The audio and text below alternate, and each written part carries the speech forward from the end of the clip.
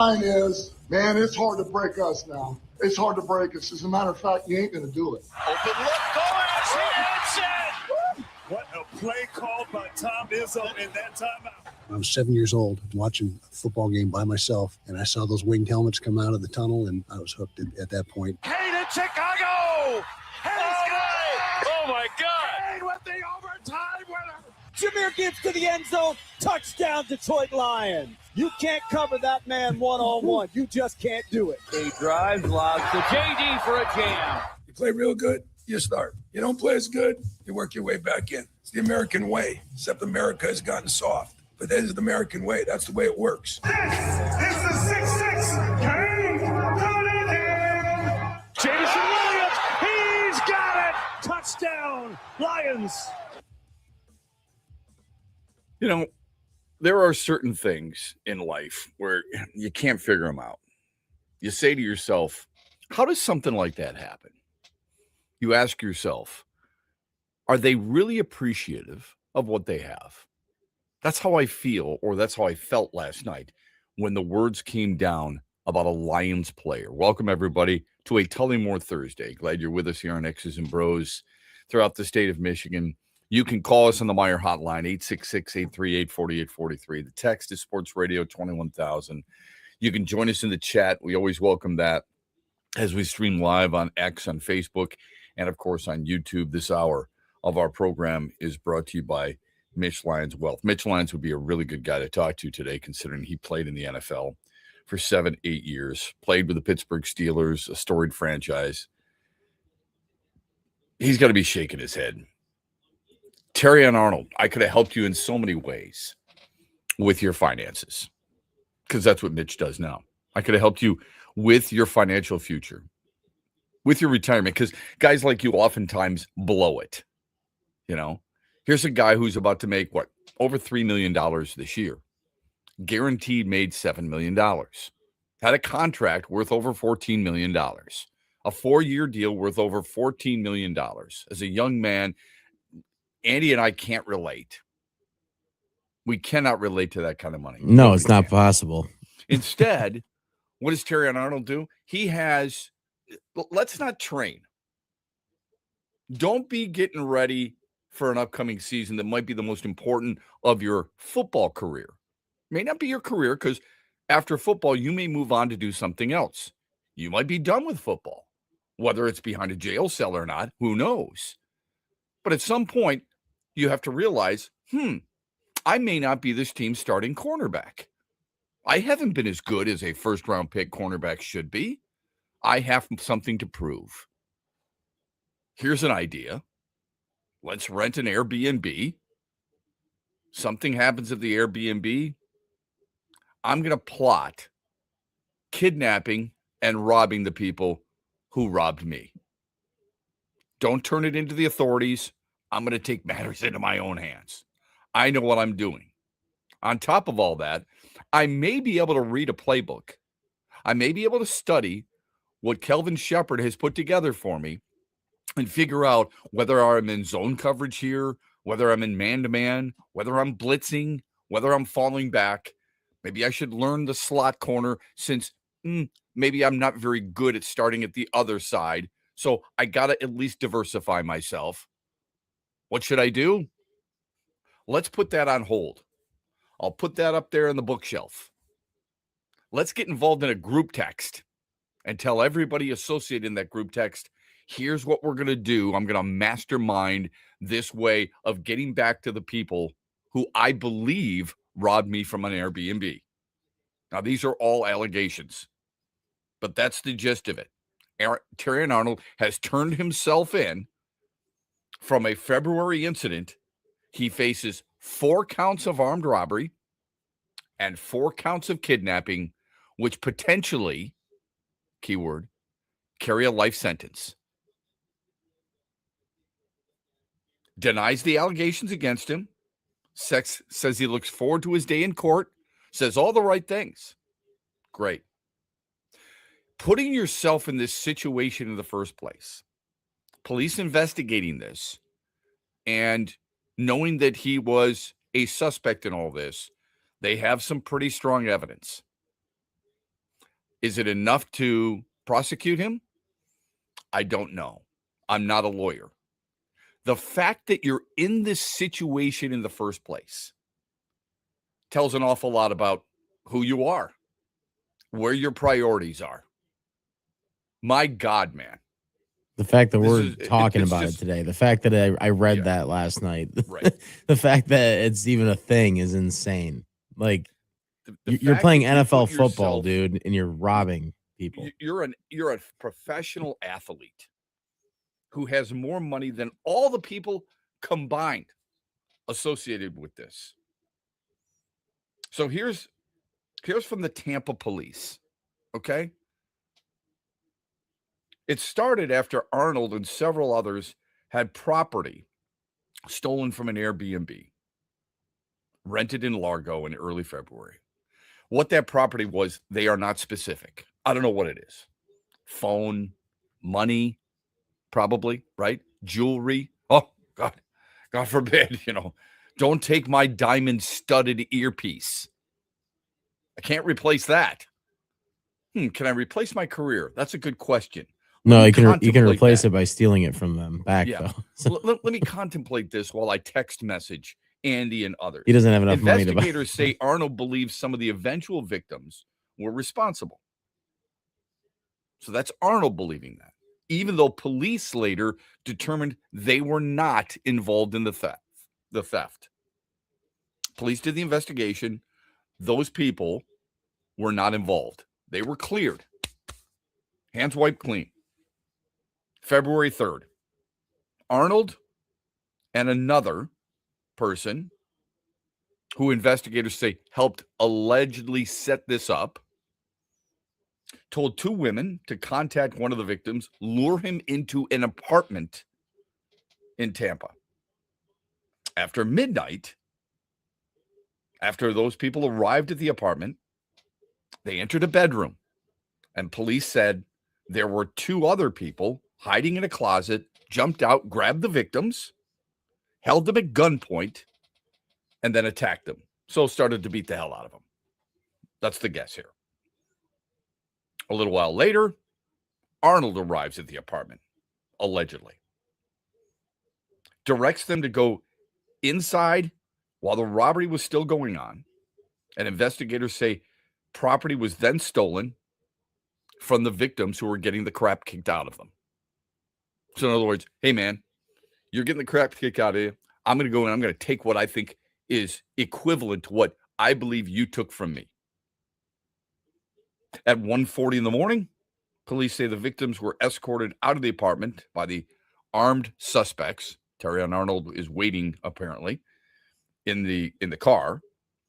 And they get into a vehicle driven by Arnold, and they leave the area.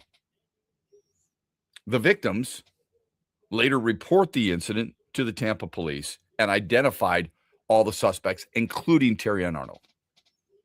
Search warrants were executed. Investigation continued. Detectives arrested a lot of people in the case over the following weeks. They say Arnold was the primary conspirator in the plot. He turned himself in last night and faces what I told you he faces: 4 counts of armed robbery and 4 counts of kidnapping. Again, he denies it. So you try to keep as level a head as possible. How are you associated with this? Would be my question. It's not like you were sitting down at a restaurant and somebody said, I got an idea. Let's get Terrion Arnold and use his name associated with this. How are you even investigated in any of this? How are you associated with any of the people who are doing this? You pray that he's not involved. But they don't just grab your name out of a hat. It's not a 50-50 lottery ticket at a high school football game. We got to take a quick time out. This is frustrating, and this pisses you off like nobody's business. Our phone number on the Meyer hotline, 866-838-4843. This is X's and Bros on a Tullymore Thursday, brought to you by Mitch Lyons Wealth. Huge here for my good friend Josh Garvey and the team at Dorn Mayhew, West Michigan, one of the world's Top accounting, CPA, and business firms. Her worldwide headquarters are in Troy, Michigan, on the east side of the state. And Josh and his team connect with all the sports fans and businesses across Michigan. They bring you John Beeline on the Huge Show. They bring you Lomas Brown during the Lion season. They are a top shelf team when it comes to growth and understanding what their clients need. And mix in when we do the Beat Huge contests or the NCAA March Madness brackets. Thank you, Josh Garvey, for what you do for the Huge Show and the Michigan Sports Network. Simple and easy. Just find Doran Mayhew on all the social networks or just Google Doran Mayhew and find out how they can help your business. And again, a special thanks to Josh Garvey and the Doran Mayhew team in West Michigan. Coming up later today at 3 on the Huge Show on the Michigan Sports Network, I'll deliver huge opinions on everything you're talking about. You know, we're fortunate here in Michigan. We have some of the greatest golf courses in the country. Tullymore and St. Ives is part of the reason we can brag the way we do about our golf. Once you visit Tullymore, you'll keep coming back. The view is breathtaking. The golf is fantastic. The accommodations are regal, and the people are special. It really does feel like a home away from home at Tullymore. Make your play and stay reservations today by going to tullymoregolf.com or by calling 1-800-972-4837. That's 1-800-972-4837. Make sure you listen weekly to our Moving Ferris Forward interviews with Ferris President Bill Pink and other leaders who are moving Ferris forward. Find out more about Big Rapids and Ferris and what they have to offer at ferris.edu.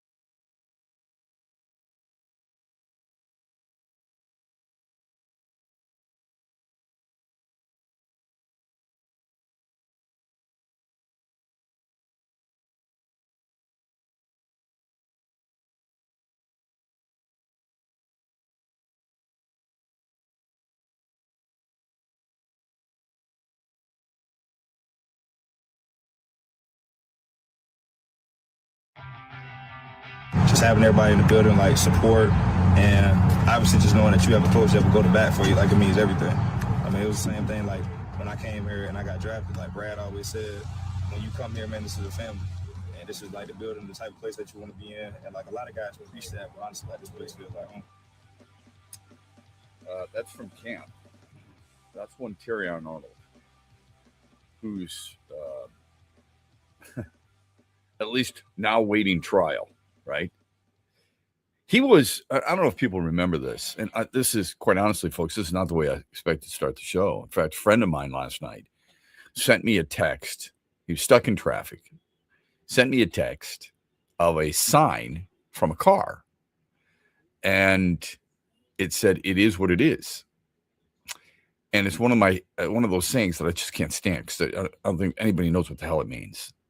You know, there are certain sayings that I have a problem with. It is what it is. At the end of the day, that everybody loves to say. One of my best buddies used to say that all the time. At the end of the day, I go, what the hell does that mean? At the end of the day. I mean, what are you talking about? But every athlete says it. I mean, at the end of the day, okay. Step up. It's another one. You know, anytime a golfer swings a club and somebody screams, "Get in the hole." Yeah. Another one that I love. Impose your will. I'm going to impose your will. I'm going to impose my will. Look at this. This guy just imposed his will. What the hell are you talking about? He imposed his will. It's for people who they don't know what, they just got to say something. Watch this right here. Watch him impose his will. Anyway, that's how I plan to start the show. You know, I wanted some sayings that Andy couldn't stand, or maybe that you folks couldn't stand. Sure. Yeah. That sounds, and then you get this. See, I can tell you what I can't stand. It's the cornerback that I need in the field, maybe facing life in prison. Yeah, there you go. That's what I can't stand. Exactly. Well said. But people forget, I mean, he was a top 10 prospect. Let me put it this way. Daniel Jeremiah and others, Lance Zierlein, Doug Farrar, a lot of NHL insiders said Terrion Arnold was a top 10 prospect coming out of Alabama. Okay. Lions brought him in for a top 30 visit.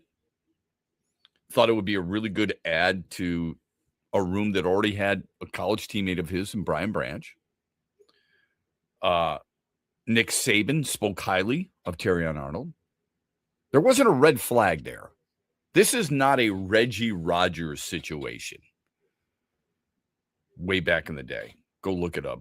Detroit Lion defensive lineman. Anyway, he was considered, believe it or not, coming out of Alabama, one of the highest first-round value picks there was. I mean, compared to that big board, like there's a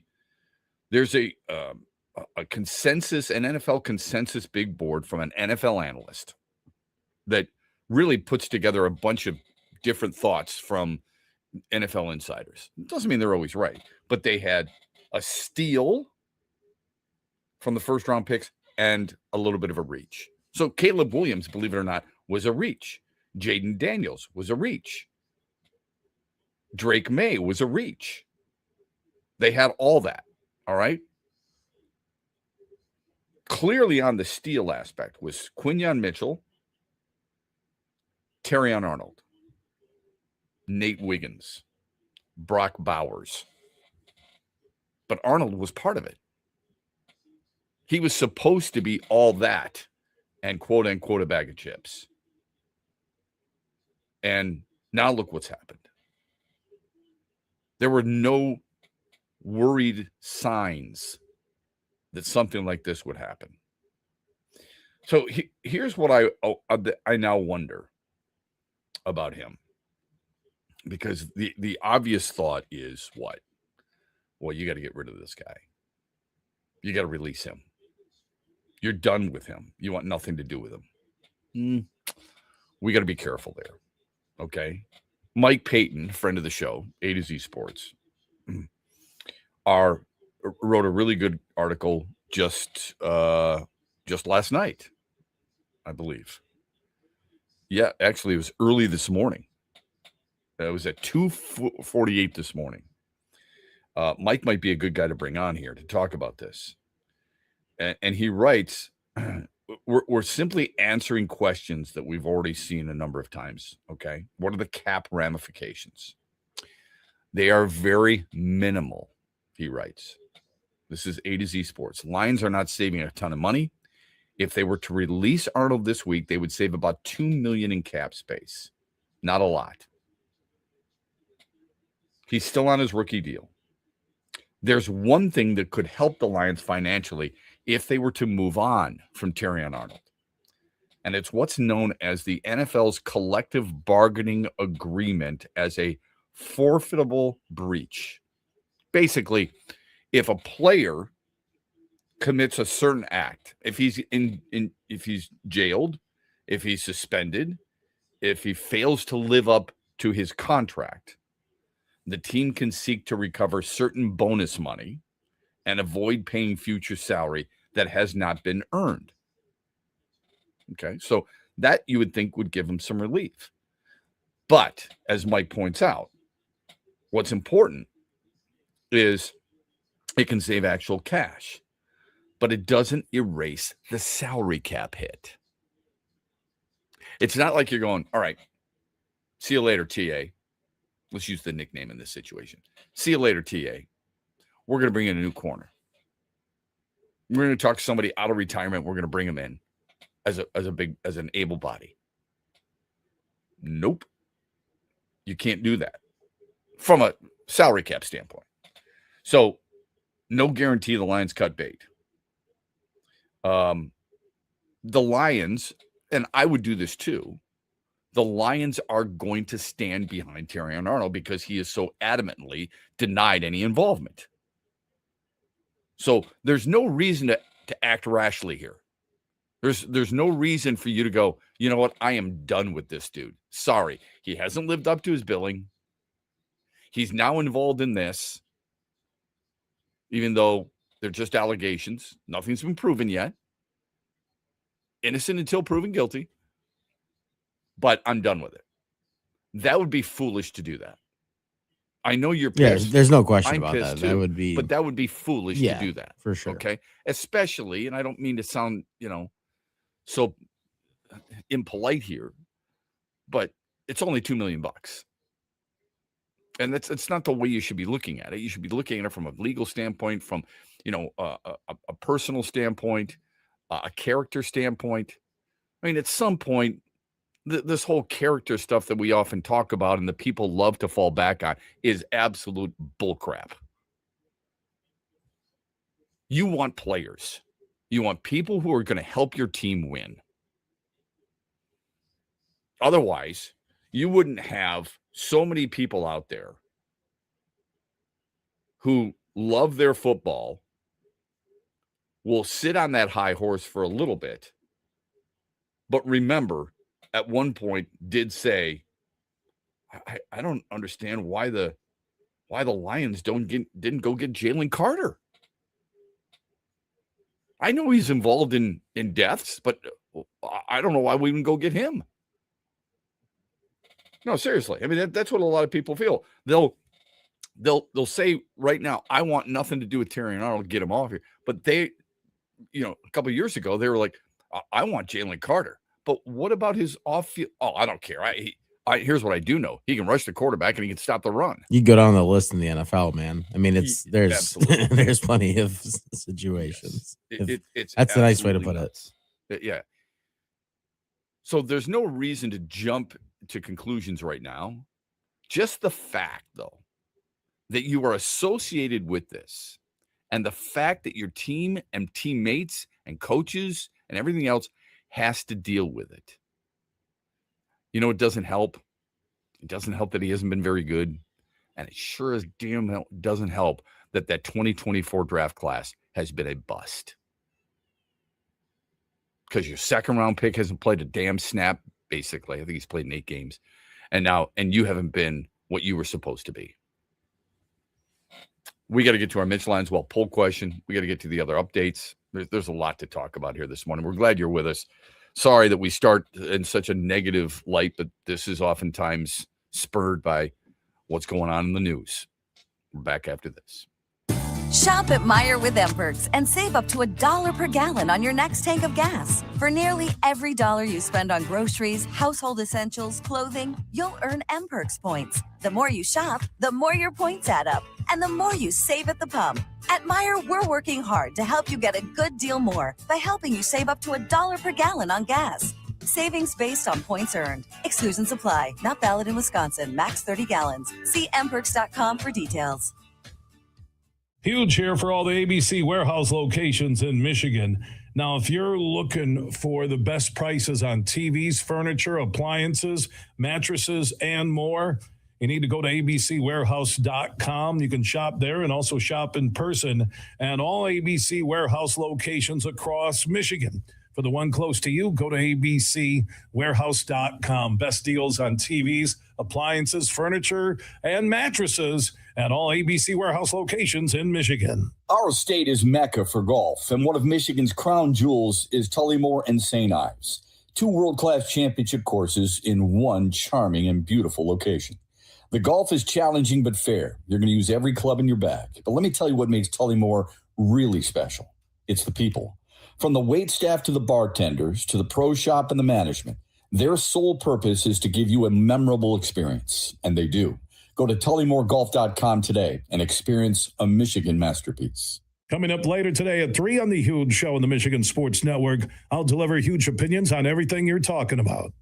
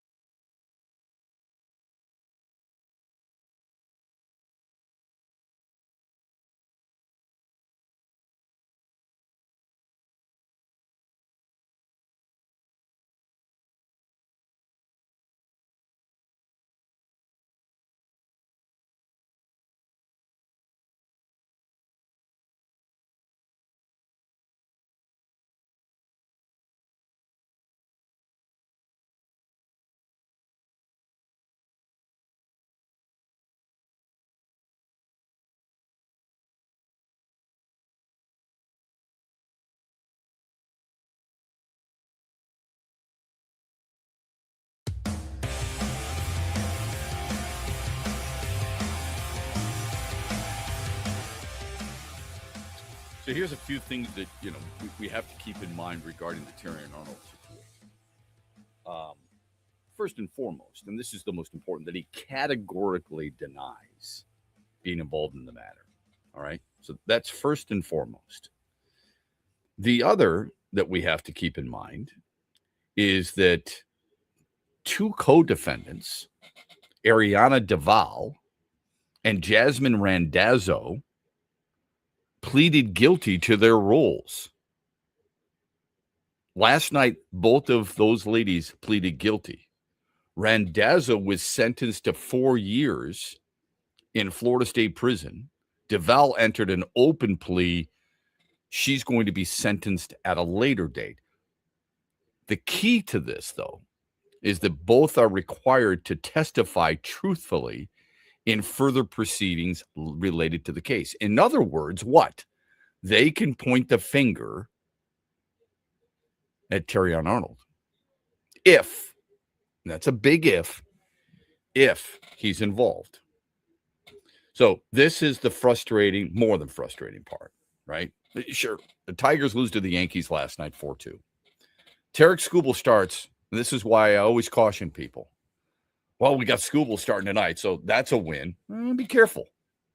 Be really careful. Because there have been times that you and I can talk about probably all morning long where you had a guy start a game on another team that was supposed to be their ace, Garrett Cole, and you beat him. Remember the first game of the series? Oh, yeah. Tarek Skubal since last September is 7-9 in games, and he has a 2.65 ERA during that time. Yeah, but no offense, I don't look at the wins losses. Sure, the fact that they've I think it's so misleading. Your ERA not on him, and your WHIP are those are the most important statistics. Nothing against him. It's the fact that they've lost 9 of those games. To me, that kind of proves your point. It's a great point. Yeah, I mean, but you think about it. That's a comfort zone that a lot of fans fall into. Well, listen, as I try to project everything here, and we always like to do that in sports. I do it, you do it, everybody does. Okay, that's a game that we should win. Check. I don't know where that stems from. I think it stems from playing the schedule game in football. Well, the Lions are better than the Vikings. Oh, crap. Max Brosmer's starting. You lost twice to the Vikings last year. But you play that game, win-loss, right? You're always looking ahead when things are going bad because you want to get out of it. But you want to get out of it. Or if things are going well, when are we going to lose again? Right. Yep. But so maybe that's where it stems from. But oftentimes what we have is we fall into, well, we've got our best player on the bump, so we're bound to win. Forgetting all the while that we just won a game that their best player was on the bump, and their best player is out. So Garrett Cole starts, the Yankee fans are probably going, well, we'll probably take the opener since Garrett Cole's on the mound, and then they lose. Tigers figure, well, Skubal's pitching. Like our chances. I do too. I mean, who wouldn't? But it didn't happen. 2 homers to Paul Goldschmidt, a homer to Jason Dominguez. Not ideal. 9 strikeouts, 6 innings, 4 hits, 3 bombs. Not cool. And by the way, you might want to avoid Paul Goldschmidt, even though you struck him out the last time you saw him. Because Paul Goldschmidt in his career now is 8 for 14 with 5 homers. It's not bad. They're going to play Houston tonight. It's the start of a 4-game series. Troy Melton gets the start downtown. It's his first career start against Houston. His numbers are really impressive. If this is a kid who could stay healthy, that's a big if, because I don't know. Neither do you, unfortunately. None of us do. But if he could stay healthy, he's a top-end rotation guy. And I say it's a big if because everybody, we think we'd be really good if all these guys started all the time. Even Skubal doesn't start all the time. Justin Verlander hasn't started all the time, right? Framber Valdez has missed some time. This is what happens with starting pitching today. Why? I don't know. I have my theories, but it's frustrating as all get out. He's a top-end rotation dude. Tarek School is not the only guy who's a stud in this starting rotation. Jackson Jobe can be a starting rotation dude. Framber Valdez, we know, was an ace for Houston. Those are three really strong arms. I don't know what's going to happen with Casey Mize in the offseason, but three really strong arms. You sprinkle in a couple of more, if they stayed healthy, what would you have? At some point, and it's June 25th. I was talking to my daughter about this yesterday. I can't believe how fast June has flown by. My gosh, man, it's gone. Andy, we're almost in July. Okay. Yeah, no, for sure. So think about this for a minute. You've got 1 month. You got 1 month to figure it out, what you're going to do with him. Go ahead and get stubborn if you want to. I believe we can do it. You're 12 games under 500. I want you to think about this. It was earlier this week where people were saying, including yours truly, Tigers have the best record in Major League Baseball in the month. They went 6-22 in May. In June, at the beginning of June, we said, well, you got to go just the opposite. You got to go 22-6 just to get 500. And that's not going to happen, but they've got to have a good month. They're 12. They are no longer, they're 12 games under 500. They're no longer in that discussion. Hey, yeah, the best month. And what does the best month mean if you're barely hanging on? When has this team shown you, I'd love to be proven wrong here, in May or June, when has this team shown you that they can captivate you and control an entire month of a baseball season? Now, June isn't over yet, so it's probably not fair. You get Houston in for 4. Look, basically, 6 days left, or 6 games left in the month. So you could easily get those 6 wins, and then suddenly you do have one of the best records in all of baseball in the month of June. But this team at some point is going to have to recognize something and go, you know what? It's time to turn the page. We've got to get what we can for them. Because after Houston, which is, you look at it as it's a winnable series. Of course, Houston's saying the same thing about playing Detroit. After Houston, you go to New York and you go to Texas. And you get an Athletics team that is playing pretty good baseball. And you get a Phillies team that can flat out hit. Where you at?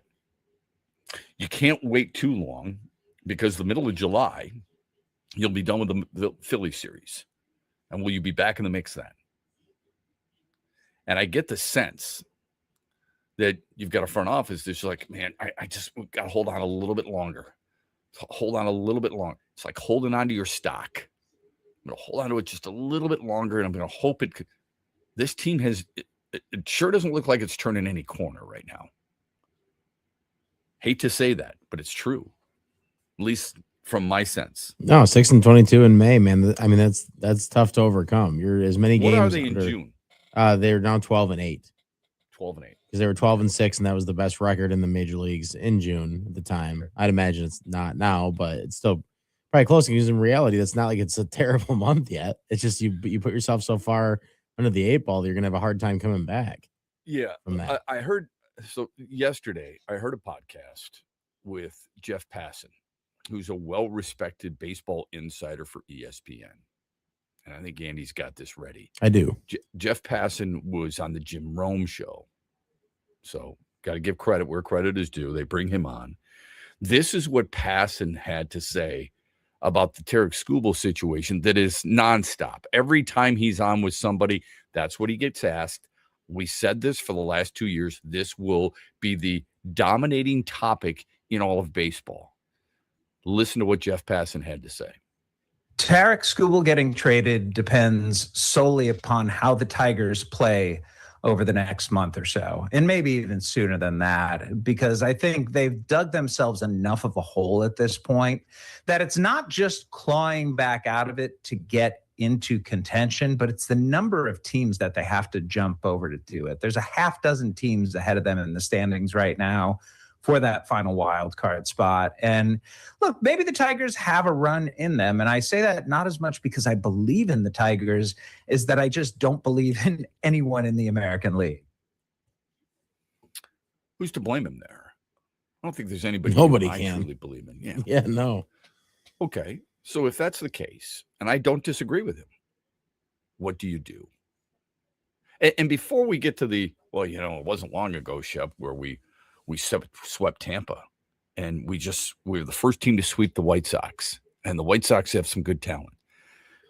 Detroit's 5-6 in their last 11. This is not a situation where it's like, well, at least we're hanging close. We're hanging close with New York. We only lost 4-3 and we only lost 4-2. The difference is marginal. Okay. And as you and I and others have mentioned the injuries as a reason, not for me, it's not the primary reason, but as a reason on why this team has struggled, well, you could say the same damn thing about the Yankees, and yet they found a way and have found a way to have the best record in the American League. So, and you know what? I mean, going to New York will probably help you because there's been some big flies that you've hit in this series that Comerica Park was not your friend. Yankee Stadium might be different, but it might be different for New York too. Okay. I don't know when that is. My guess is by the time the Phillies series is over on July 12th, you better have an idea because you're running. You've got just a couple of weeks left. You want to hang on for another few weeks? Okay. I can understand that unless somebody comes to you with a big package. Just understand this. As you move toward a trade deadline, teams are not just waiting for you. They're not just going to go, okay, you know, I'm at a euchre game and I'm waiting for a loaner hand. They're waiting until they get what they think they need. And if that means it's not the perfect player, like Tarek Skubal, and they get somebody else they think can help them, that's what they'll do. You have to weigh that option too. This is not just one of those things, well, here's the date. Here's what I need. Let's get the job done. One of those teams, we'll use the NHL as an example, Florida, instead of the Larkin situation, went after Brady Tkachuk and made that trade. Now, Florida ain't going after Dylan Larkin. That closes out one of the teams you thought might be in the mix. And I don't know the reason behind it. Perhaps it was because Yzerman wanted too much. I don't know.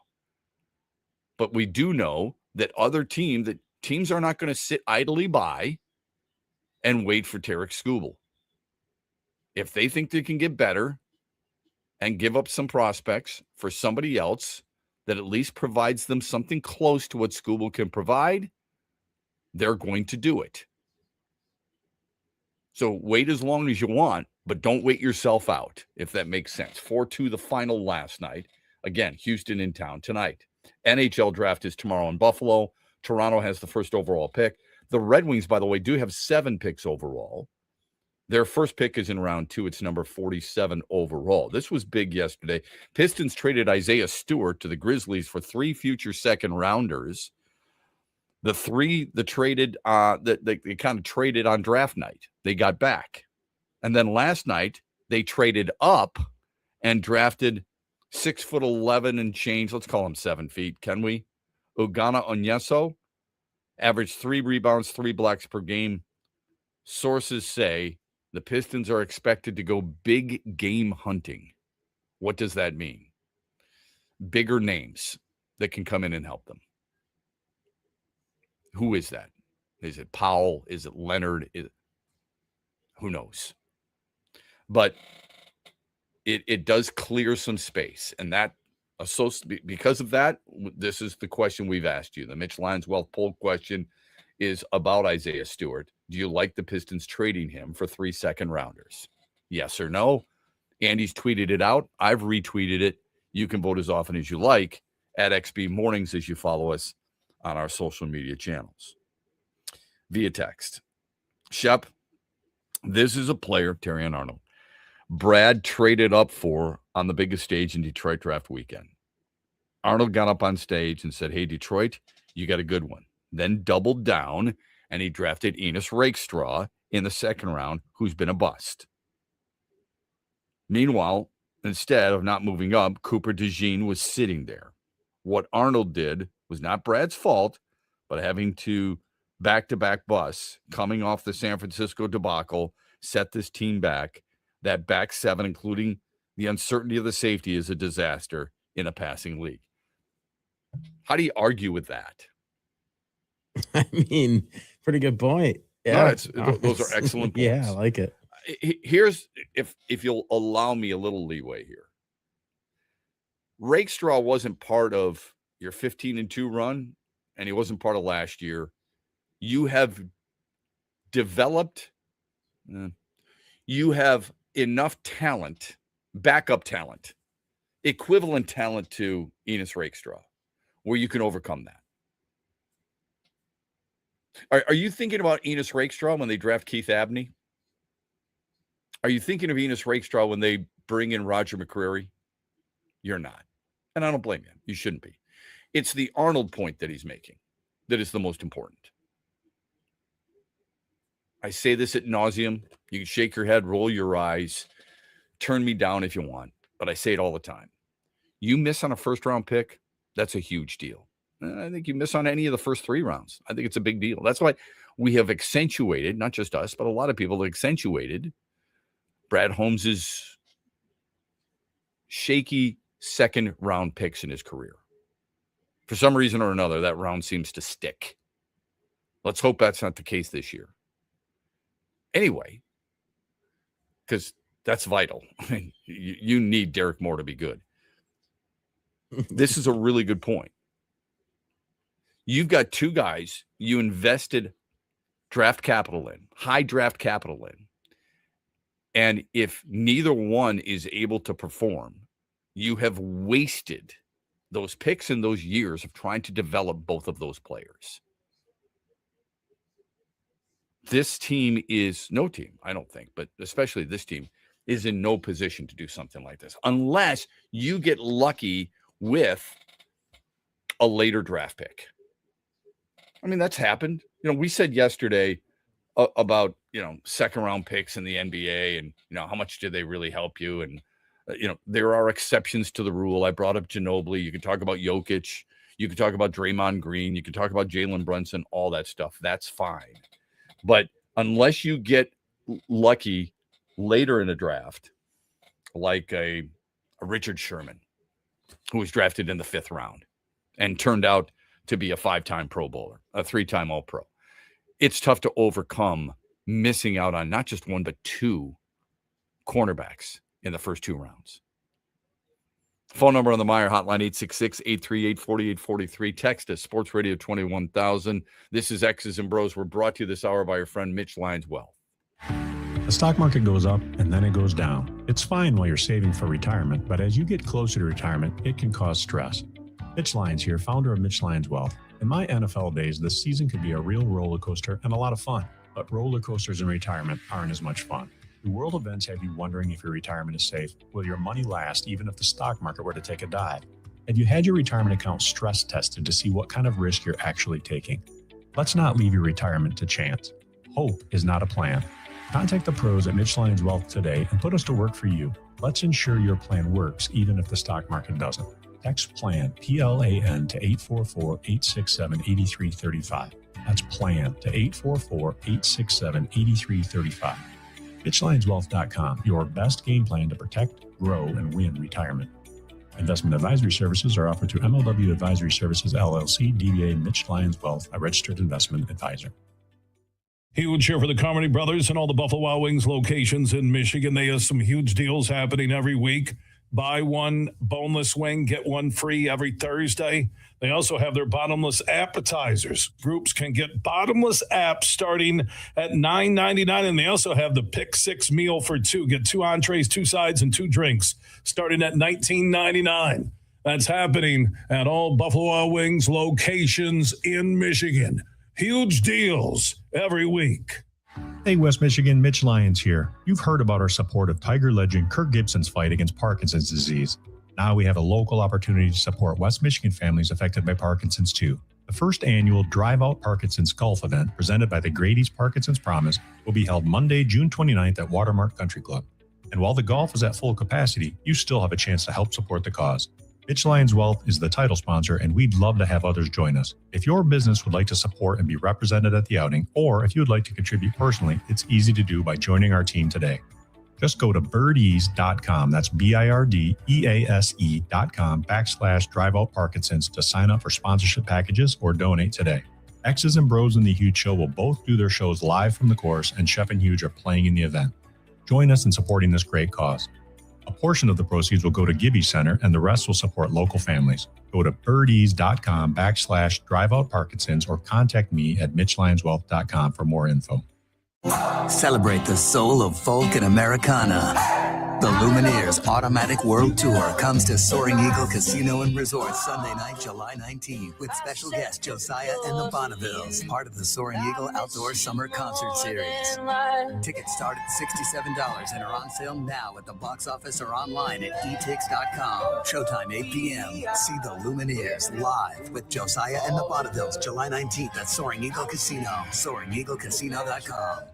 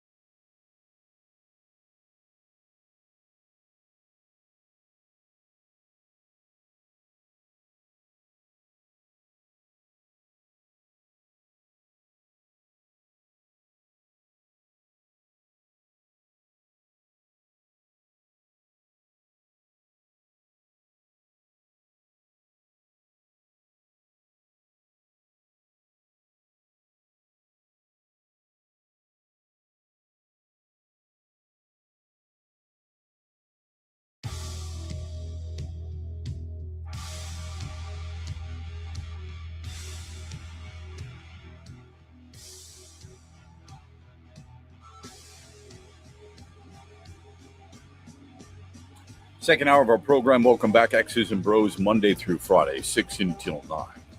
Tigers lose. Terrion Arnold turns himself in over a legal matter stemming from a February incident in Tampa.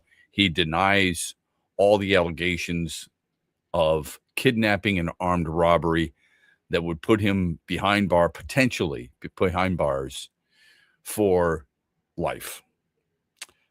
Seems a little bit extreme, but that's what carries. That's what it carries.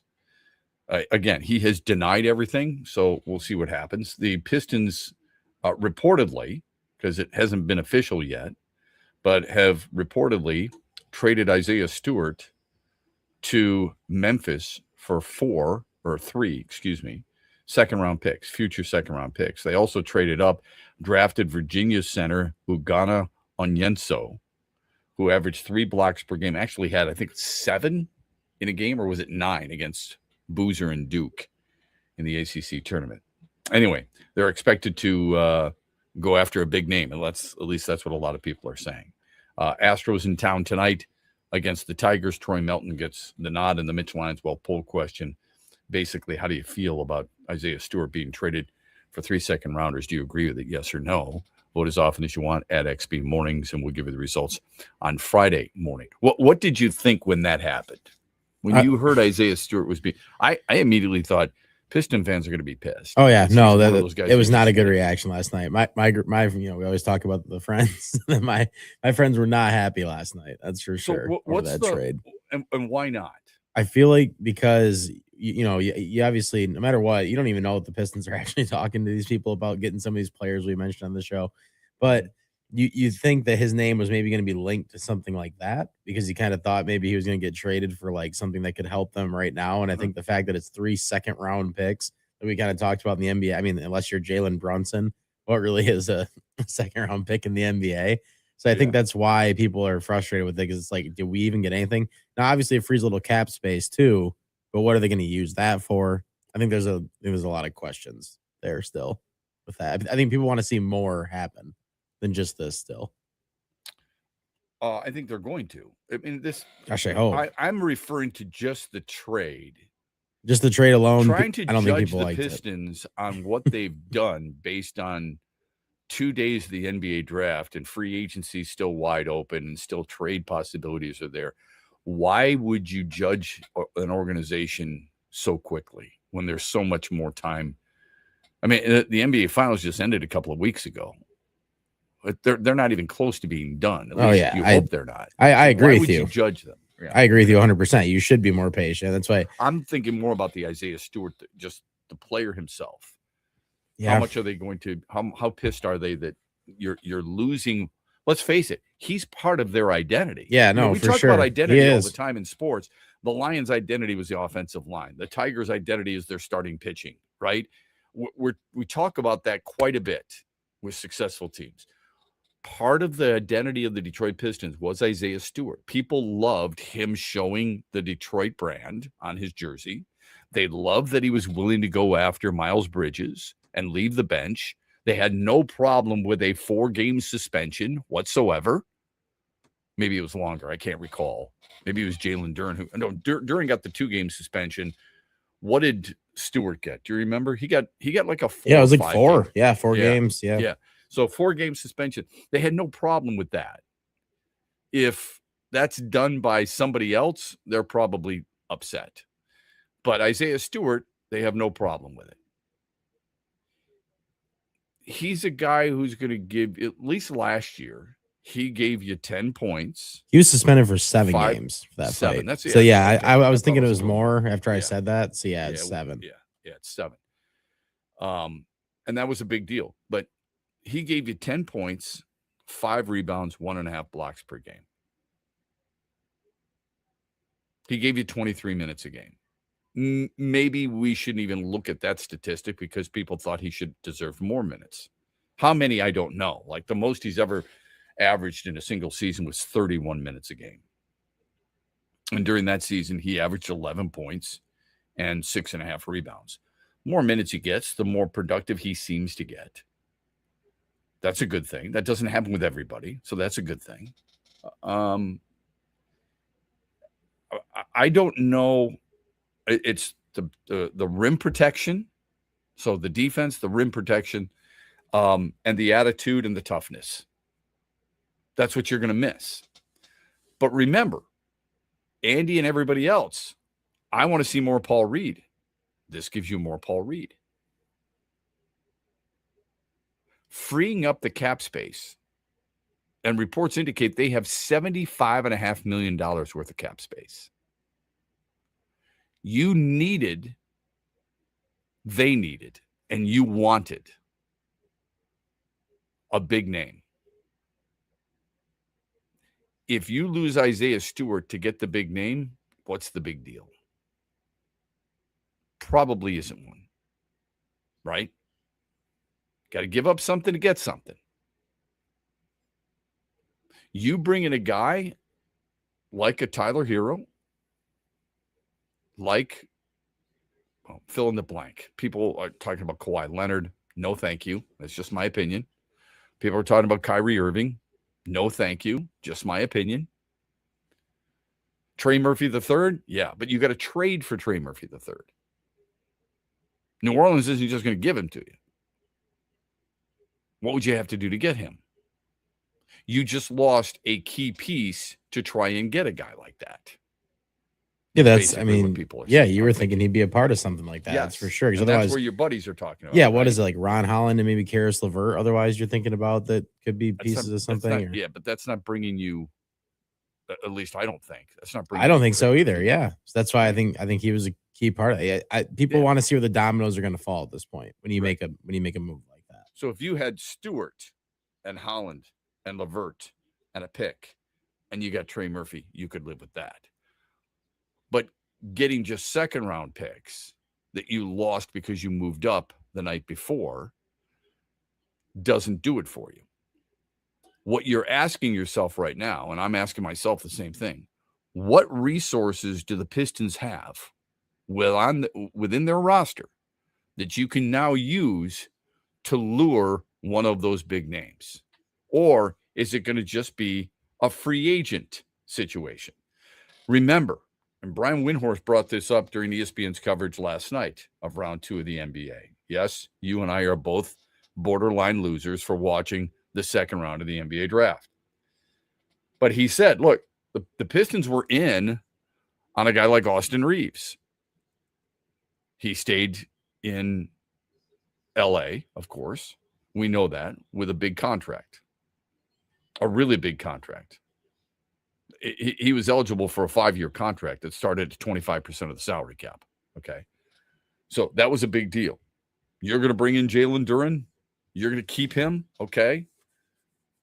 Who else is out there who is a free agent now that you can go? Don't give me LeBron James. Okay. Please stop. We know that Trae Young has already re-upped in Washington. Who are some of those free agents or restricted free agents that you are looking at, that you would like to possibly use as a player to try to put you over the top?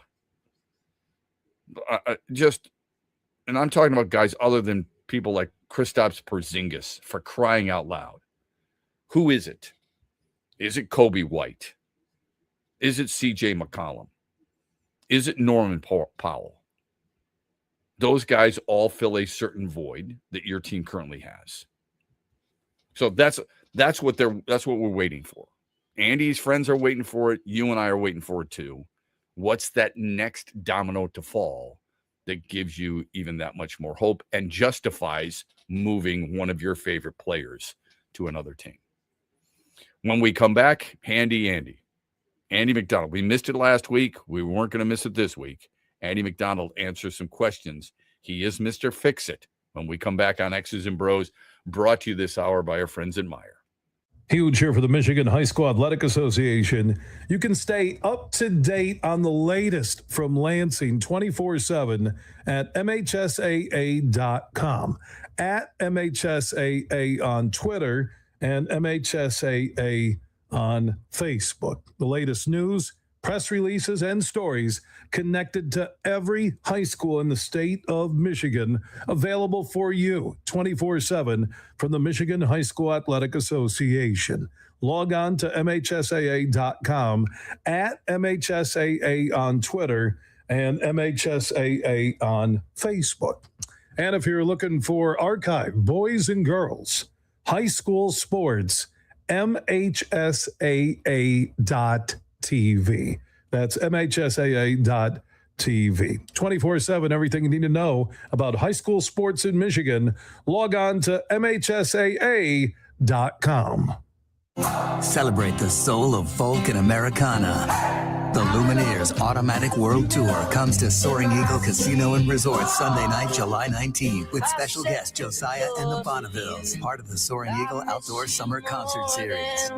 Tickets start at $67 and are on sale now at the box office or online at etix.com. Showtime 8 p.m. See the Lumineers live with Josiah and the Bonnevilles, July 19th at Soaring Eagle Casino. SoaringEagleCasino.com. Our state is Mecca for golf, and one of Michigan's crown jewels is Tullymore and St. Ives, two world-class championship courses in one charming and beautiful location.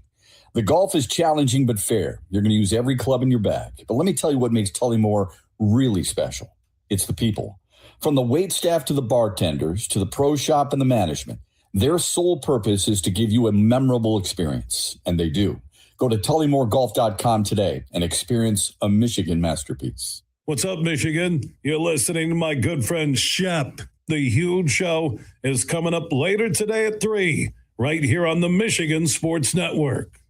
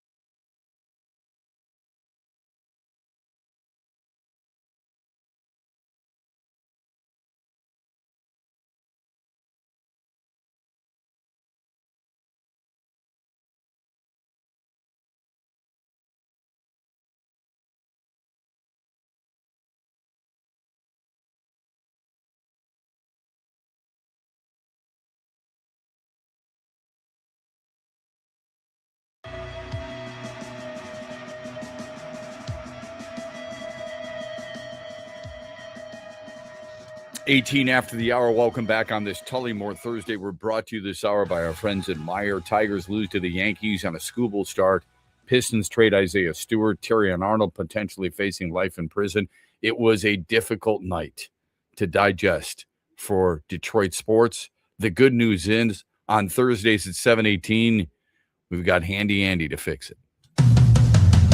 Andy did a great job. Caught the criminals, the city is clear.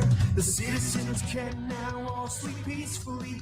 I'm not sure if I can do all those things still, but I think you can. I all mean, right. you caught the criminals. Yeah. So that means you put Terrion Arnold in jail. No, I'm just kidding. I don't want to take credit for that. Yeah. Here's the first one. We just give Andy a couple of quick things that need to be fixed in the world of sports, and he handles it. The first one is, and we're not going to bring up the Terrion Arnold yet, because that's a little bit of a so fresh, a last moment thing, and it's too fresh for us. How do you fix the Brendan Sorsby situation now that the NFL has said we're not putting him into the supplemental draft? Yeah, this one out of all of them is the toughest one. I think I said I'm not sure if you can fix it at all because Sorsby put himself in the situation by betting the way he did. So I think that just needs to be out in front. Second, there's no way the NCAA or any judge should have allowed him to come back to college football in the first place, in my opinion. Because again, of all the things we talked about when this topic first came up, anytime he throws an interception or makes a mistake or anything along those lines, everybody's going to be thinking the same thing, is that he, did it on purpose. So that's just the first part of it. The supplemental draft seemed like the one way that he could play football this coming fall, but the decision that they didn't have enough time to review his case took that away. So to me, there isn't really a good solution to being able to fix it. I think the best thing he can do for himself is, I mean, obviously people are going to have his film from 2025 at Cincinnati, and that's about the best it's going to be if he doesn't play this year. But he can get the gambling help and prove that he at least got over that part of it in his career. And then he has to hope that someone probably takes a flyer on him in the 2027 NFL draft, which doesn't it's seem basically likely. sitting out a season is what You really have no other option at this point. I don't know what else you can do besides, again, you could go to a gambling thing and try to get help, Would you I guess. play in and show Canada? he did that. I mean, if it's there and it's on the table, I would imagine that's something that he could do as well. It's just, it's going to be tough. I feel like you take a whole year off and the last time you played, all this was going on in your career. I just think it's going to be very tough to get drafted. Can't even play in the UFL. I don't think anybody really has a good solution for the guy. Would you draft him? If he was in the supplemental draft, okay. What did we just talk about earlier? That's not an option. Yeah, I understand. I'm asking so you next year? Next year, yeah. No, Would you I draft wouldn't him? after a full year off, I don't think.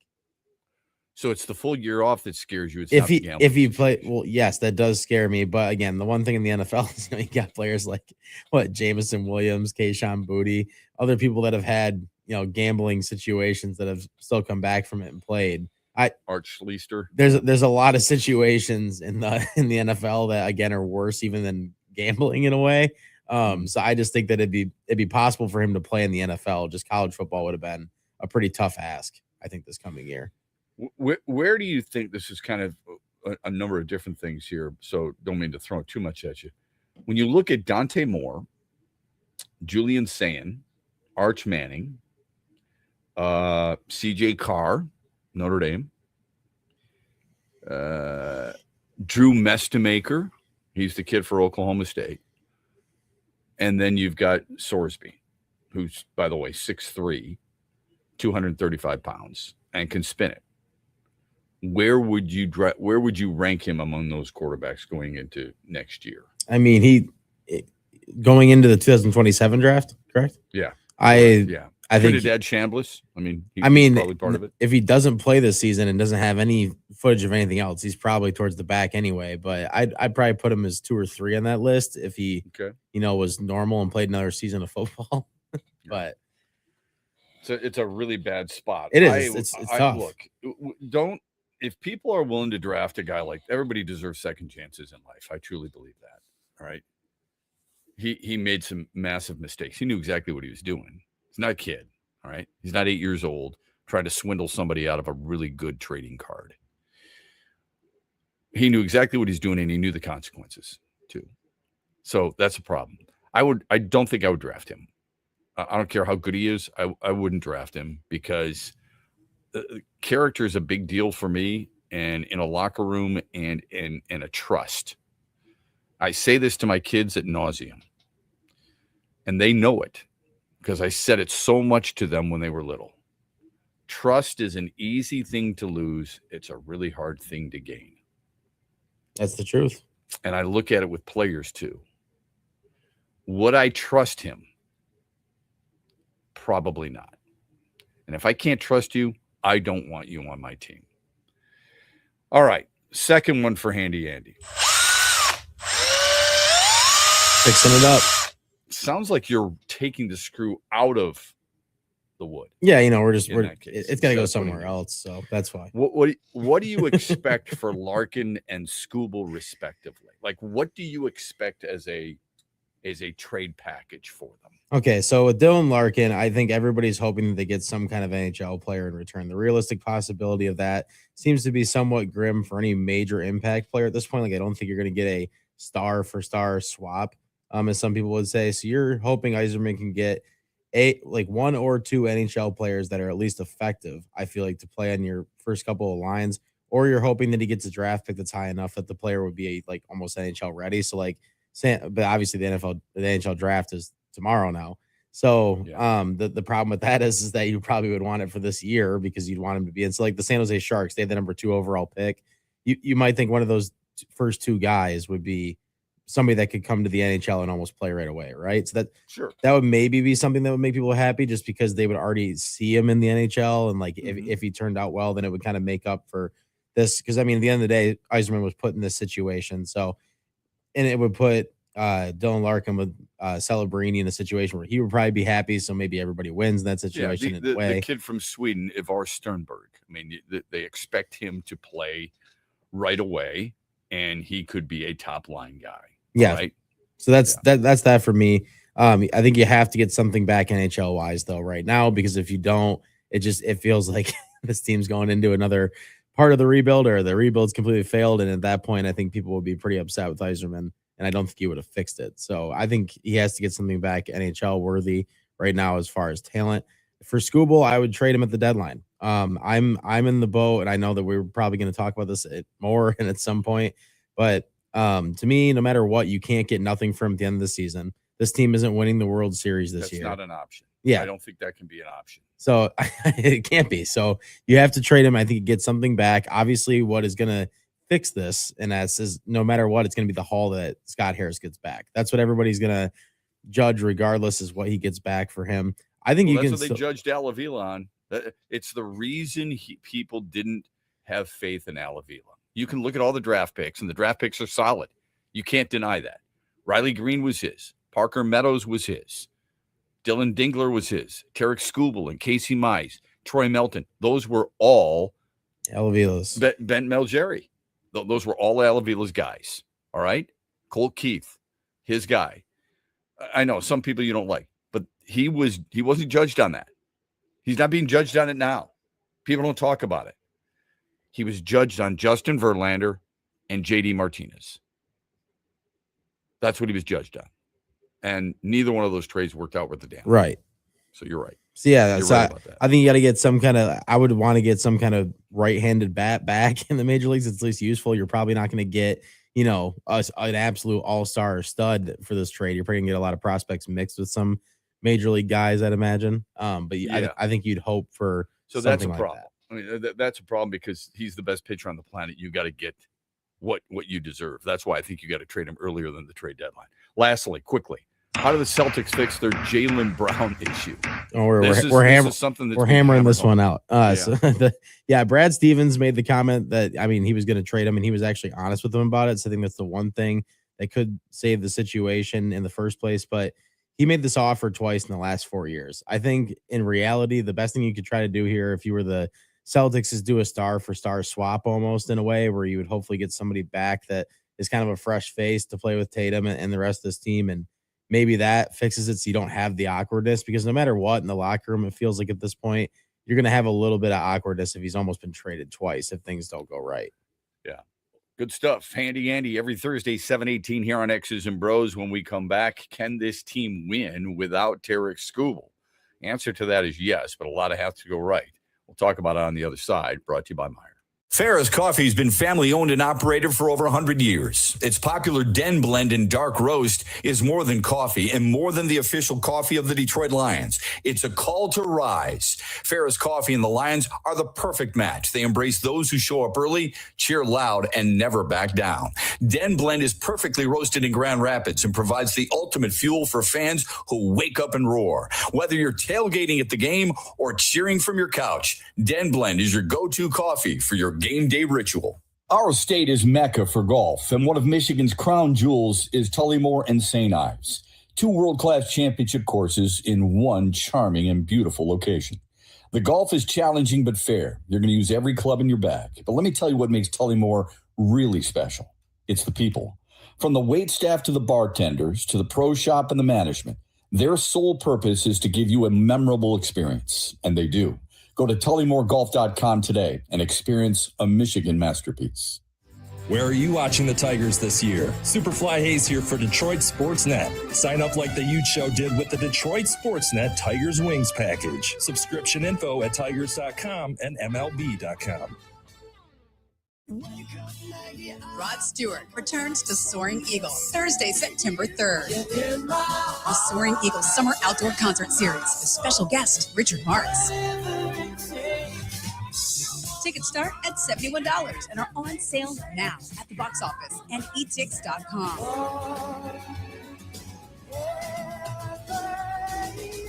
One last time, Rod Stewart with Richard Marx, September 3rd. SoaringEagleCasino.com.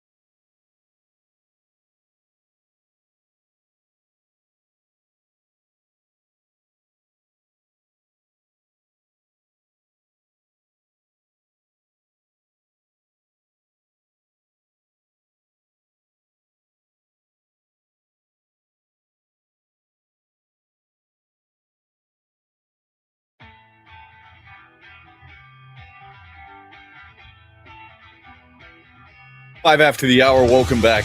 Show flying by this morning. Always appreciate the texts, the phone calls, the chat that's always involved too. Via text. Shep, glad you said that about Scooble. It's a Scooble day. Looks like a win, paraphrasing. Meanwhile, they almost had to turn it into a Drew Anderson day in the third. They still would be gushing about what's taking place. Well, here's the thing. And by the way, I don't know if you noticed this. There are certain players that just seem to step forward in the right moments. Did you see what Dansby Swanson did last night? He had 7 RBIs. Wow. 7 Did not RBIs see that. in the Cubs 10-3 blowout win over the Mets. That saw a lot of Norwegians in the stand, by the way. So that's kind of cool. I think I'm not a big soccer guy. The World Cup doesn't really matter much to me. I'm in the minority there. That's fine. But I think what is really cool is that the United States is hosting it. It seems like the United States has done a wonderful job with it. And that fans of the World Cup, when they're not watching their team playing the World Cup, are going to other American sporting events, specifically baseball, other sporting events. Nothing else really taking place. I doubt they're flocking to a WNBA arena today. Okay. But they're going to baseball games and they're having a blast doing it, which I think is fantastic. I love that. So a lot of fun. If they had gone to Comerica last night, they would have noticed, oh my God, this dude is big, Tarek Skubal. He throws hard. How do you hit that ball? Paul Goldschmidt hit it over the fence. Jason Dominguez hit it over the fence. New York wins it 4-2. Can this team win if they were to trade Tarek Skubal? Like if you were to trade him right now, I asked Andy in the Handy Andy segment, what do you do with Skubal? Trade him at the trade deadline. That could be too late. Think about it for a minute. I want you to look at it from a leverage standpoint. You're an opposing team, and I'm the Tigers, and I'm holding on to Skubal. And you're getting, I don't want to say desperate, but more and more, you're trying to figure out whether or not your team's going to have an opportunity to win it all. And you've got other teams that are starting to make moves. I mean, the Cubs, they're grabbing David Peterson from the Mets. Now, it's not a huge deal. David Peterson, no one's ever going to confuse David Peterson and Tarek Skubal just because they're left-handed pitchers. But teams are starting to go, okay, what is it we're going to need? If you're going to hold on to your guy, more oftentimes than not, other teams have already addressed their need. You don't want to be the Tigers of a year ago and say, you know what, a lot of the starting pitching is picked over. We better go out and get fill in the blank. Hi, Chris Paddock. You don't work out. Right? So it's a fine line for a general manager. 12 games under 500, 7.5 games back in the division, a winnable division, a league that is not great. We'll do this once a week. We haven't done it this week, so we'll do it today. How many teams in the American League East are over 500? 2. Yankees Yep, 2. and Rays. Yep. How many teams in the American League Central are over 500? 2. 2. White Sox and Guardians. How many teams in the West are over 500? 1. 1. Seattle. You have 5 teams in the American League over 500. What's to say you can't make a run? Nothing really, other than the fact that you would have Tampa, Cleveland, Toronto, Houston, the Athletics, the Rangers, the Orioles, and the Twins to all leapfrog. And by the way, Kansas City smells your bad breath a half game back. That's we played the Jeff Passan soundbite earlier in the show. That's the struggle. Leapfrogging that many teams. Now, it's possible because you play the A's coming up. You play Texas coming up. It's not like you can't control it. You got plenty more games left with the Twins, so you can do that. Some of those are after the trade deadline. So it's a balance for Scott Harris and his office. What do I do? How long do I give it? In other words, how far back is too far back? So there's always that possibility. But just understand, the longer you hold on to what you consider a prize, other teams are going to have to make moves, and other teams might also recognize, look, I'm not going to have him for that long. I needed him a month ago where I could make a more solidified push, and it's not going to work. So this might I'm be not going to be able to give you as much. This might be a little quick too, because he's only made 3 starts since since he's come back from his injury, but I don't think he's looked like dominant in those 3 starts either. Is there any part of it that makes you worry with that too? Like if he's not as, great coming down the stretch, like is what he's already done the past 2 years enough to no matter what get this deal done? Or if he's somewhat, struggling for him, he's not, you're not a $400 million pitcher doesn't give up 4 runs every time they go out there, right? You wouldn't want that 4 to 5 runs. I don't think. I'm not saying that they're paying him $400 million this year when they trade for him, but that's what he's worth in a lot of people's mind, right? Yeah, I don't know. Look, I almost blow off the first game back. Fair. He was going to be at a pitch count. I think he threw 80 pitches, from what I can recall, against Cleveland. He only lasted 4 2/3 innings. Okay. So if you would grant me that, that's fine. Okay. So his last 2 starts against the White Sox, he threw 5 2/3, gave up 7 hits, 3 earned runs, struck out 8, gave up 2 bombs. And then last night he gives up 3 homers. Only 4 hits, Power struck out pitchers, a bunch, but I say this a lot. Power pitchers give up a lot of home runs. It's just, it's just the way it is, because they throw a lot of fastballs. They think they can overpower hitters, and hitters can oftentimes time that fastball. It's hard to do that. Okay, it's hard to strike everybody out. I guess my whole wondering is if he continues on that kind of route where it's not like complete dominance where he's giving up no runs every start, whatever. If it's more along this 3 to 4 run kind of stretch here, as he comes back, are people going to use that as leverage against the Tigers? Like, are they going to be like, well, he hasn't been, so how much did I really give you back? You know what I mean? Yeah, I don't think so. No chance. Nope. Okay. I don't think. Well, I didn't say there wasn't a chance. I don't think so. I don't think his value is down because he's gone 1-1 since his return, and he's given up 5 home runs. Definitely still too early now. I'm saying if it keeps going on that line though, like if he was to pitch like that up until the deadline, I just wonder how much it would affect them getting stuff back from. But yeah, I think what would concern, and he's given up 6 home runs total since he's come back off the IL. Okay, he gave up 3 last night, gave up 2 against the White Sox, gave up 1 against the Guardians. Almost said the Tribe. I think what would concern me more than anything else is his inability to go deeper in games, and perhaps that's a philosophical thing with the Tigers. So his last 5 games: 94 pitches, 91 pitches, 80 pitches, 94, 85 last night. I know I'm in the minority here, okay? Because I know the game has quote unquote changed. I'm going to pay somebody $400 million. God damn it. I expect them to go further. That has nothing to do with that, man. I think if you're going to pay somebody that much money, you want them to go more than 6 innings. There's no question about that. When you put them out there. Here's what happened. I don't, no offense, I don't look at it necessarily like an inning standpoint, because strikeout pitchers use more pitches. True. Pitch to contact guys is okay. Ground ball to second on the first pitch, fine. Whereas with Skubal, because he's a strikeout pitcher, he had 9 punch outs last night, Andy. He looked dominant other than when the ball left the yard. That was the only thing. So my point is, you're going to use more pitches because guys are going to foul them off. You're not overwhelming everybody, maybe the bottom of the order, but you're going to end up throwing more pitches. How deep can he go?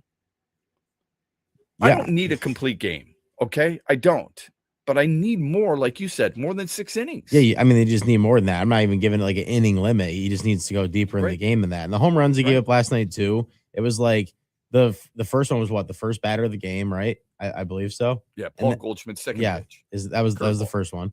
The second one was right. Like it wasn't right after the hitter before. I forget who it was. Right after his injury last night, where he was down and out for a second and everybody was nervous. He comes back. The next batter almost hit that one out to left. And then the pitch after that did go out. So that was like 2 back-to-back was a little concerning. And then I don't know, that it was a 9-pitch battle that he gave the 2-run shot on to end it there. Yeah, it's the Dominguez. Yeah. It felt like in all those situations, there was like something kind of to it. I thought maybe even that last one, he was trying to go deeper in the game by getting out of that inning and he didn't want to walk the guy maybe, and he aimed that pitch a little bit too much. That's what it seemed like to me. Yeah, remember, I think the Dominguez, correct me if I'm wrong here. I think the Dominguez homer came with 2 outs. Yep. Okay. And it came with 2 strikes. Yep, it did. It's 2-2. Yeah. So that is obviously not ideal. I don't think anything has happened that lessens his value. Nothing. This is about timing more than anything else. 100%. First and foremost. Second of all, it's whether or not this team can do what you hope it can do without him. And I'm not talking about this year. And I have said this. Look, Melton's 25 years old. He's starting tonight. I don't know exactly what he's going to be. He missed 53 games with a right elbow injury, right? Here's what I do know, all right? After stifling the White Sox to 1 hit over 6 innings, he's 4-0 with a 2.5 ERA. In his career, and it's a short sample size at age 25 so far. It's a small sample size because it's not like he was great at San Diego State. His numbers were not fantastic. So he had to make some changes, give him some credit. His senior year, he was really good in college. And as a 4th-round pick, you like him, yes? I do. I think he's really he's got good stuff. He's got a lot of potential. I like him. Yeah, he's got a lot of potential. All right. Against the White Sox in his last start, he threw 27% cutters. All right. And on 60 on the cut fastball that he's thrown this year, teams are betting 100 against it with no extra base hits. In other words, he's got some nasty, nasty stuff that he can use that will keep you and your those opposing lineups off balance. If you look at what he's done in terms of Tigers history, for the first 21 career starts, where he's thrown at least a pitcher has thrown at least 75 innings, his career ERA of 2.68 is the lowest since Mark Fidrich in the last 50 years and the 4th lowest all time. Fidrich, Herman Pallette, Virgil Trucks. Pallette was 1922. Never saw him. Sorry. Virgil Trucks. Never saw him. 1941-42. Fidrich was Rookie of the Year in 1976. He had an ERA of 1.97 through the first 75 innings. Melton is 4th all time. With him and Jackson Jobe, you've got good stuff moving forward. If you're going, and I truly believe this, when healthy with those 2 guys, if you can develop another pitcher, you need more than one, obviously, but and sign one with Valdez, those 3 guys, I would feel really good going in next year. Valdez, healthy Melton, healthy Jobe, and Casey Mize. I'd feel really good about it. But if you're going to trade Skubal, in order to get to an even more comfortable spot, what you will need to do is get some type of really strong, high-end prospect arm back. I wonder if the Mets think at all about the Nolan McLean situation, since that supposedly was, God forbid, we're going to give up Nolan McLean, who took the loss against the Cubs last night, by the way. Not that, I'm sitting here watching every single Nolan McLean start, but he's 4-4 with a 4 ERA.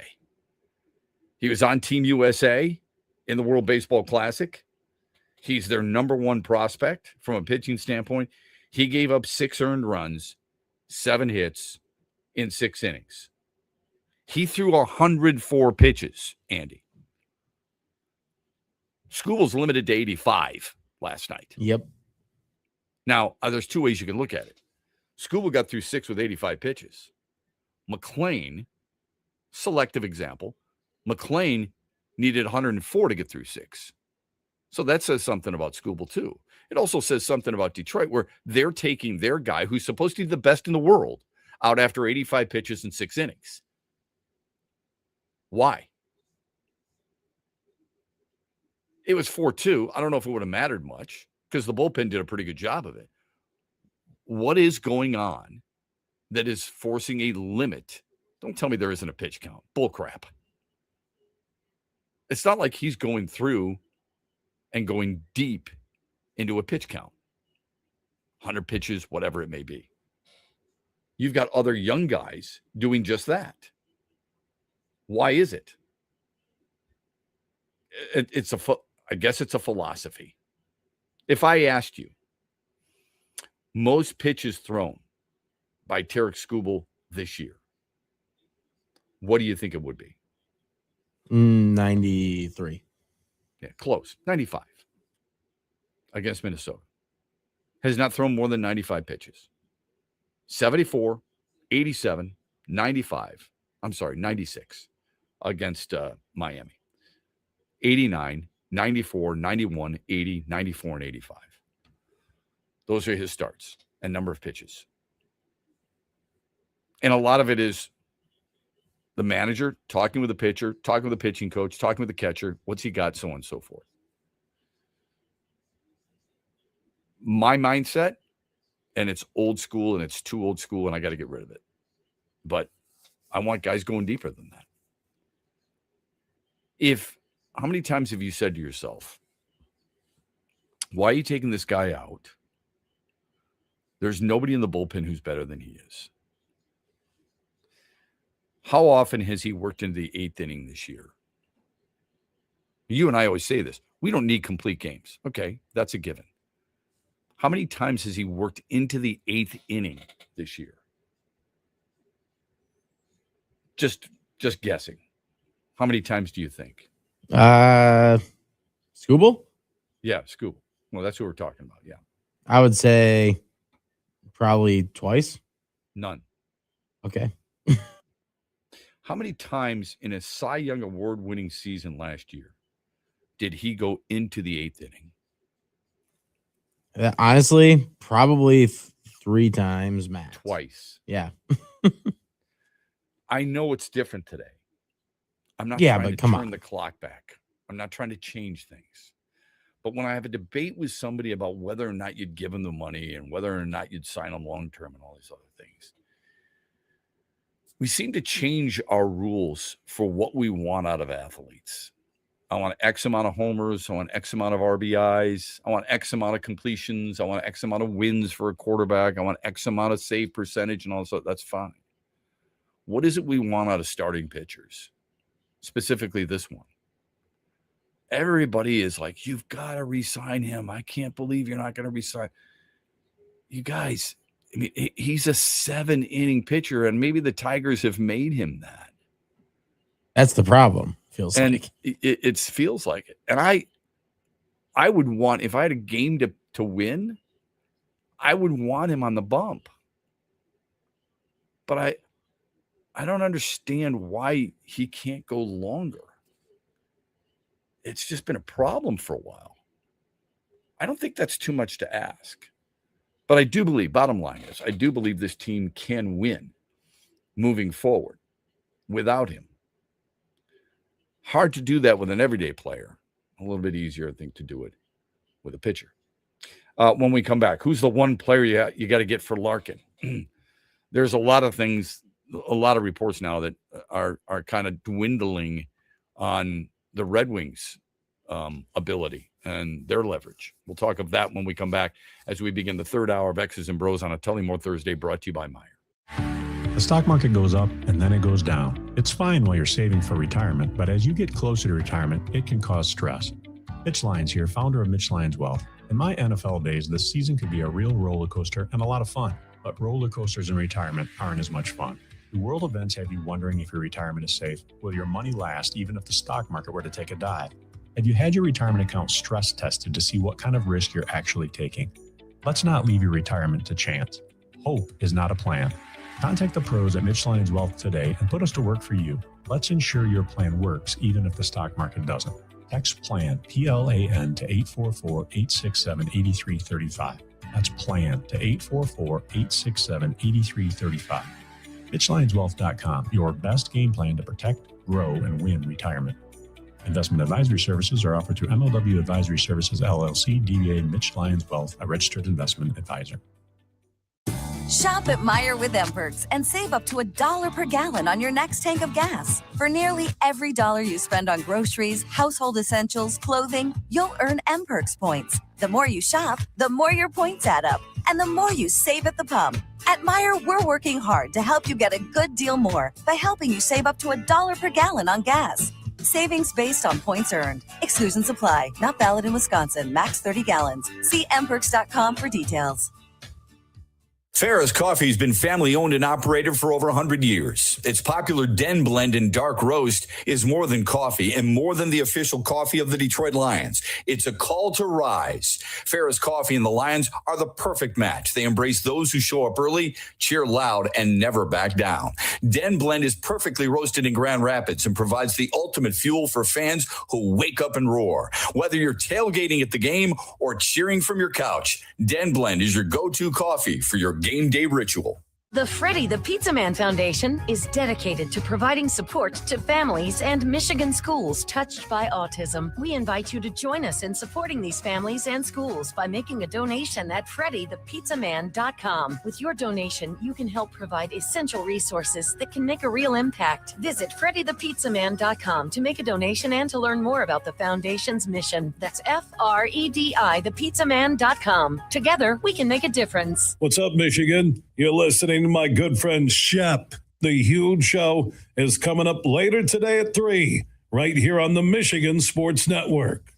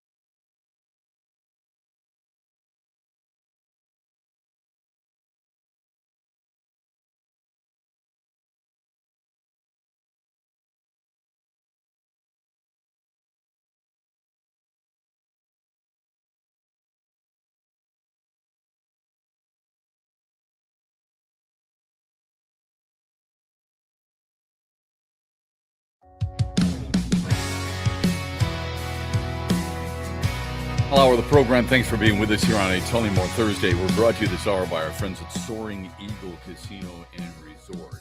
Good place to watch the Tigers and Astros first of the 4-game weekend series that starts tonight. Good place to watch any soccer games, including Team USA that plays today, later on today. That could be part of the daily wager. We'll soon find out from Andy McDonald. And it's a really good place to watch the NHL draft that is tomorrow. It's Soaring Eagle Casino and Resort and their sportsbook Ascend. Now, I got an interesting text from our good friend Freddie, who always chimes in the mornings, and we greatly appreciate that. First of all, he thought this was funny. He says, "Hey, Andy, this is Stevie in Detroit. Can you help me fix it?" That's a really good one.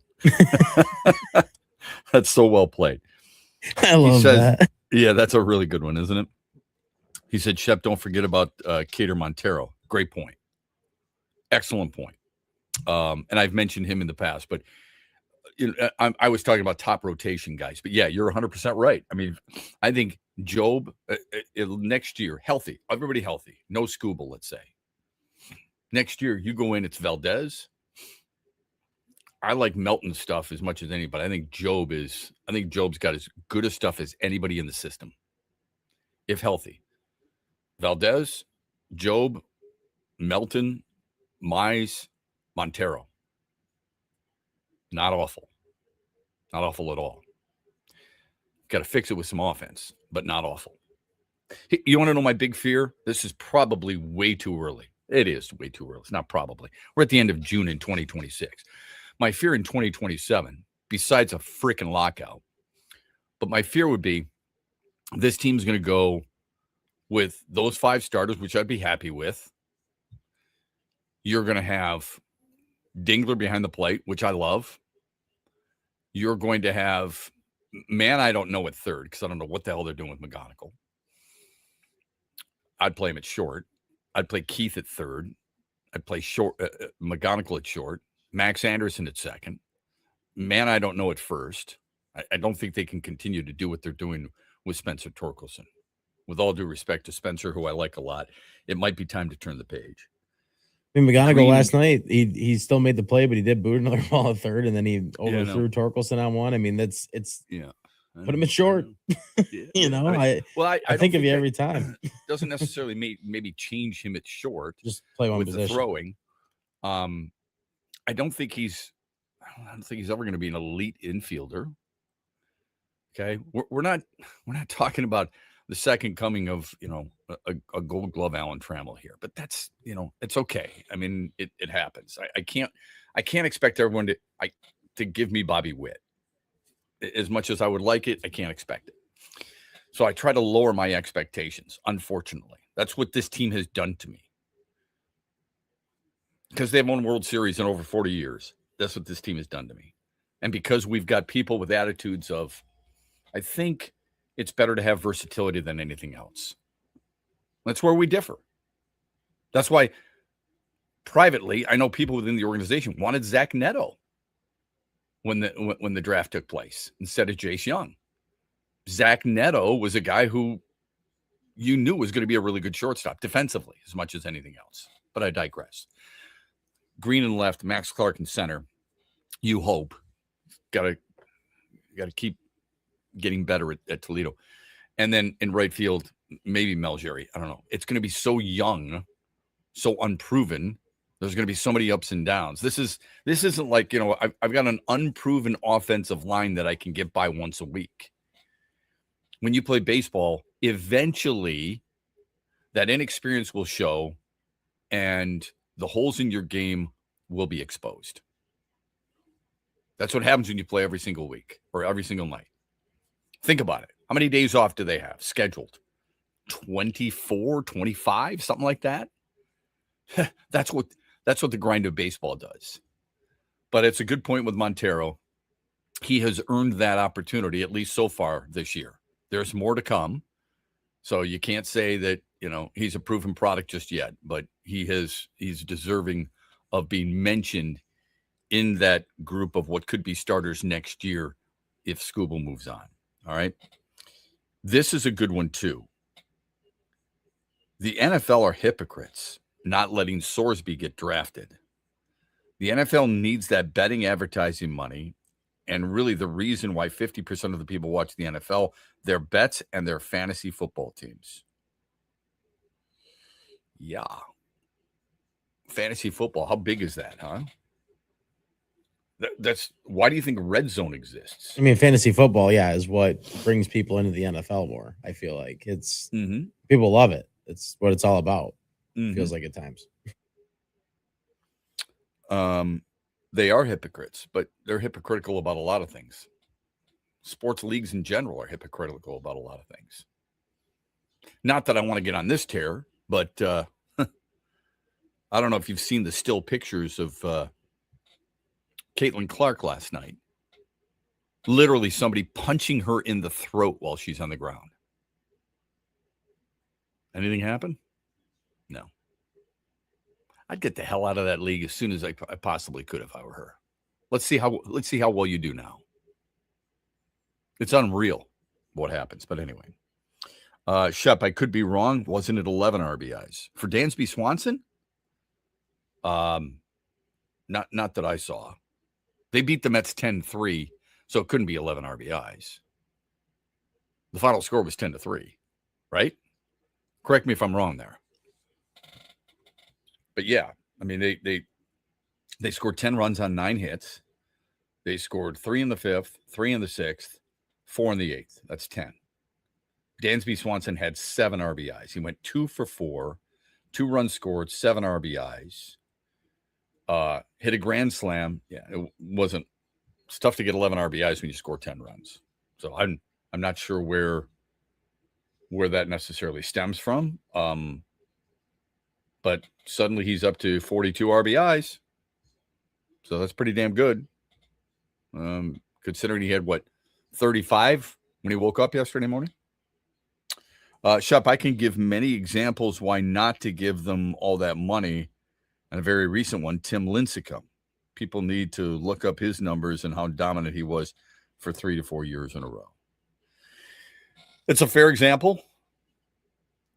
Other people could use examples of guys who lasted a long time. Randy Johnson, Nolan Ryan. You're looking for recent Justin Verlander, Max Scherzer. Now they've been hurt as of late, but isn't that what you're hoping for? Aren't you hoping that at one point Tarek Skubal is going to parlay this into a career where he lasts 18, 19 years? I mean, Max Scherzer's hurt again. He had 17 starts a year ago. He really hasn't made significant starts or deep starts since 2023. Maybe even if you want to go back, he made 30 starts in 2021. So maybe that's the situation that you're hoping for. Tim Lincecum, yeah, dominant for a period of time. I think Tarek Skubal can be more dominating of a pitcher than Tim Lincecum could. And he's right. I mean, what do you consider dominating, first and foremost? So his second year and his third year, he led the league in WAR. Lincecum did. He pitched 10 years. Are you talking about a 3-year stretch? A 3-year stretch where he went 18-5, 15-7, 16-10 with a 3.5 ERA. I don't think that's dominating. Strikeout wise, yeah, he led the league all 3 years in strikeouts. But he went from a 7.4 WAR to a 3.3 WAR, which is still pretty good, but it sure isn't dominating. I look at him maybe in a 2-year stretch rather than a 3-year stretch, but we're nitpicking there. I understand what you're saying there. So I get it. There's plenty of examples of a dominating pitcher for a 3 or 4 year span. But I think what anybody who acquires a guy like Tarek Skubal is looking for is a dominating performance for an extended period of time. We know Dylan Larkin hasn't necessarily been dominating, but he is on the trade block, and we're seeing more and more teams, especially with the NHL draft starting tomorrow, that are trying to position themselves for life without him or life with him. We'll talk about that on the other side. We're brought to you this hour by Soaring Eagle Casino and Resort. in the den. It's a new day to celebrate and be free. It's a new day full of action and excitement because it's a new day for winning. Only at Soaring Eagle Casino and Resort. Soaring Eagle Casino and Resort, your getaway reimagined. This is Matt Shepard. It's almost July, and after the series loss to the Yankees, the Tigers are 7.5 games back in the division and again 12 games under 500. At some point, this team's front office will have to come to grips with moving on from Tarek Skubal and perhaps other. It may not be as bleak as one might think with the future of the starting pitching. Troy Melton starts tonight against Houston. The 25-year-old is 4-0 with a 2.5 ERA. His career ERA of 2.68 after 21 career starts is the lowest since Mark Fidrich 50 years ago. Melton is a top 3 rotation guy. When Jackson Jobe returns, he'll be a top rotation piece as well. This staff is led by Skubal for sure, but there are future studs ready to take the mantle. We'll see one tonight. Shop at Meijer with MPerks and save up to $1 per gallon on your next tank of gas. For nearly every dollar you spend on groceries, household essentials, clothing, you'll earn MPerks points. The more you shop, the more your points add up, and the more you save at the pump. At Meijer, we're working hard to help you get a good deal more by helping you save up to $1 per gallon on gas. Savings based on points earned. Exclusions apply. Not valid in Wisconsin. Max 30 gallons. See mperks.com for details. Celebrate the soul of folk and Americana. The Lumineers Automatic World Tour comes to Soaring Eagle Casino and Resort Sunday night, July 19th, with special guest Josiah and the Bonnevilles, part of the Soaring Eagle Outdoor Summer Concert Series. Tickets start at $67 and are on sale now at the box office or online at etix.com. Showtime 8 p.m. See the Lumineers live with Josiah and the Bonnevilles, July 19th at Soaring Eagle Casino, SoaringEagleCasino.com.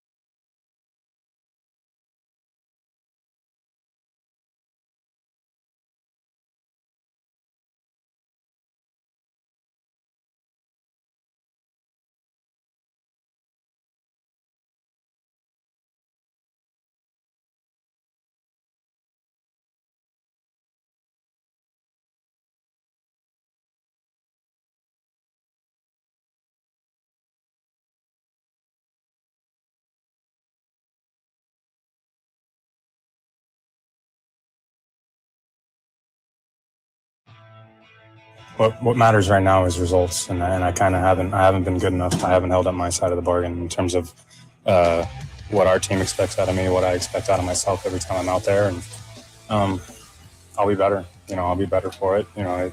It'll continue to motivate me and push me to try and be a better version of myself. But unfortunately, our season's where it's at. So you can't really dwell on process days. Like I could sit here and say, yeah, I had a great day. I thought I was in control and dominated. But at the same time, I put our team down 2 runs in the 6th inning and make at bats really tough for our guys because we're going to face their leverage guys. And yeah, it's just not good enough, and we don't have that room for error just based on our record and where we're at in the season. And it's good stuff. That's from Tarek Skubal. Well said. And he's right.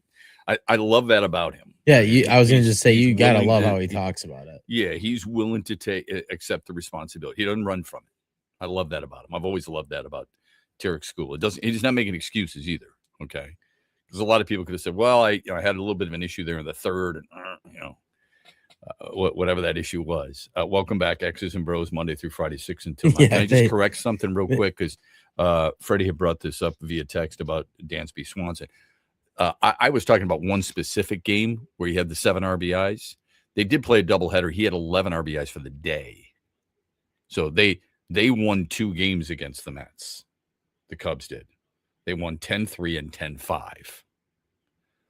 So when you have that type of day, so he had 7 RBIs in one game, he had 4 RBIs in the other. That's a hell of a day, isn't it? That's a good way to get your RB. And think about this. He was batting 9th in both games. And he's now batting 202. And that's a big name dude with big money. The offensive struggles are interesting to monitor in baseball. So thank you for that. I appreciate that. He said, I only know this because I saw that stupid scroll, which I hate in sports, and then ESPN when I was watching the draft last night. Do you like the scroll? I actually like it. I kind of like the scroll. The scroll? Yeah, at the bottom, the lower third on the TV that tells you the Tigers lost 4-2. Tarek Skubal lasted 6 innings, struck out 9. Oh, yeah. It's giving you information. Yeah, I like it. Here's the reason they do that. I'm sure people already know this, but I'll just mention it. We used to have a thing in TV production called For the Bar Crowd. Not everybody has has the volume up, right? Yeah, sure. So if Andy and his buddies are at a bar after their Thursday night golf league and they're drinking heavily because he just shot a 42, he's looking up, he can't hear what's being said. You need to help them with their eyes. It's the bar crowd. I'm giving you information because you can't hear the information I'm feeding you. No, that's like how you bring it up in that situation too. You're like, oh, did you guys just see that on the TV? They didn't see it, then you talk about it. What exactly. I mean? So it does help. And that's why oftentimes if you're calling a game or you're hosting an event or whatever, you're talking to your producer in the truck and you're saying, hey, you know what? Give me this. Mary, this is where I'm going. This is oftentimes what I would do. I'd say, I'm going here next. So they get the graphic ready that we have already pre-produced. Okay. So you work in concert with a lot of those people. So that's good stuff. So I appreciate that. Well done, Freddie, as always. Who's the player you got to have for a guy like Larkin or a guy like for the Pistons? Who do you have to have, right? There's a number of different players out there right now where people are talking about, certain trades that will help you or help the Red Wings. Is it possible? That's the big question. Dallas seems to be a destination site that would be amicable for Dylan Larkin, and that the Red Wings could get back something that we think would be in return. Here's the problem with Dallas, and I like Jason Robertson. I'd take him in a minute. He's a left winger, not a center. He produces. Yeah, it He's still feels like young. it'd be an upgrade with the points he produces. I Yeah, can't imagine. he had 96 points, and by the way, he played 82 games last year. Yeah, and he's Played every game. gotten 100 points season under his belt too. Yeah, he had 46 goals. What do you need? You need goal scorers, right? He's only 26. That's great. Here's the problem. Dylan Larkin's, I think Dylan's like 8.7 million in his contract for the next 5 years, which is a pretty good deal. Jason Robertson is going to be a restricted free agent. He could make a case that he's worth $12 million. And I think the Red Wings only have they're only like $2 million under the cap. That would have to be basically, for all intents and purposes, a 1-for-1 deal. What about a Matthew Nice? That's a possibility. He's young, 23. He's under contract for a good price at 7.75. He's a winger. Doesn't have the track record that a Jason Robertson has. Is getting good numbers, not great numbers. But those are two names that I think we need to keep in mind. That's Toronto, by the way.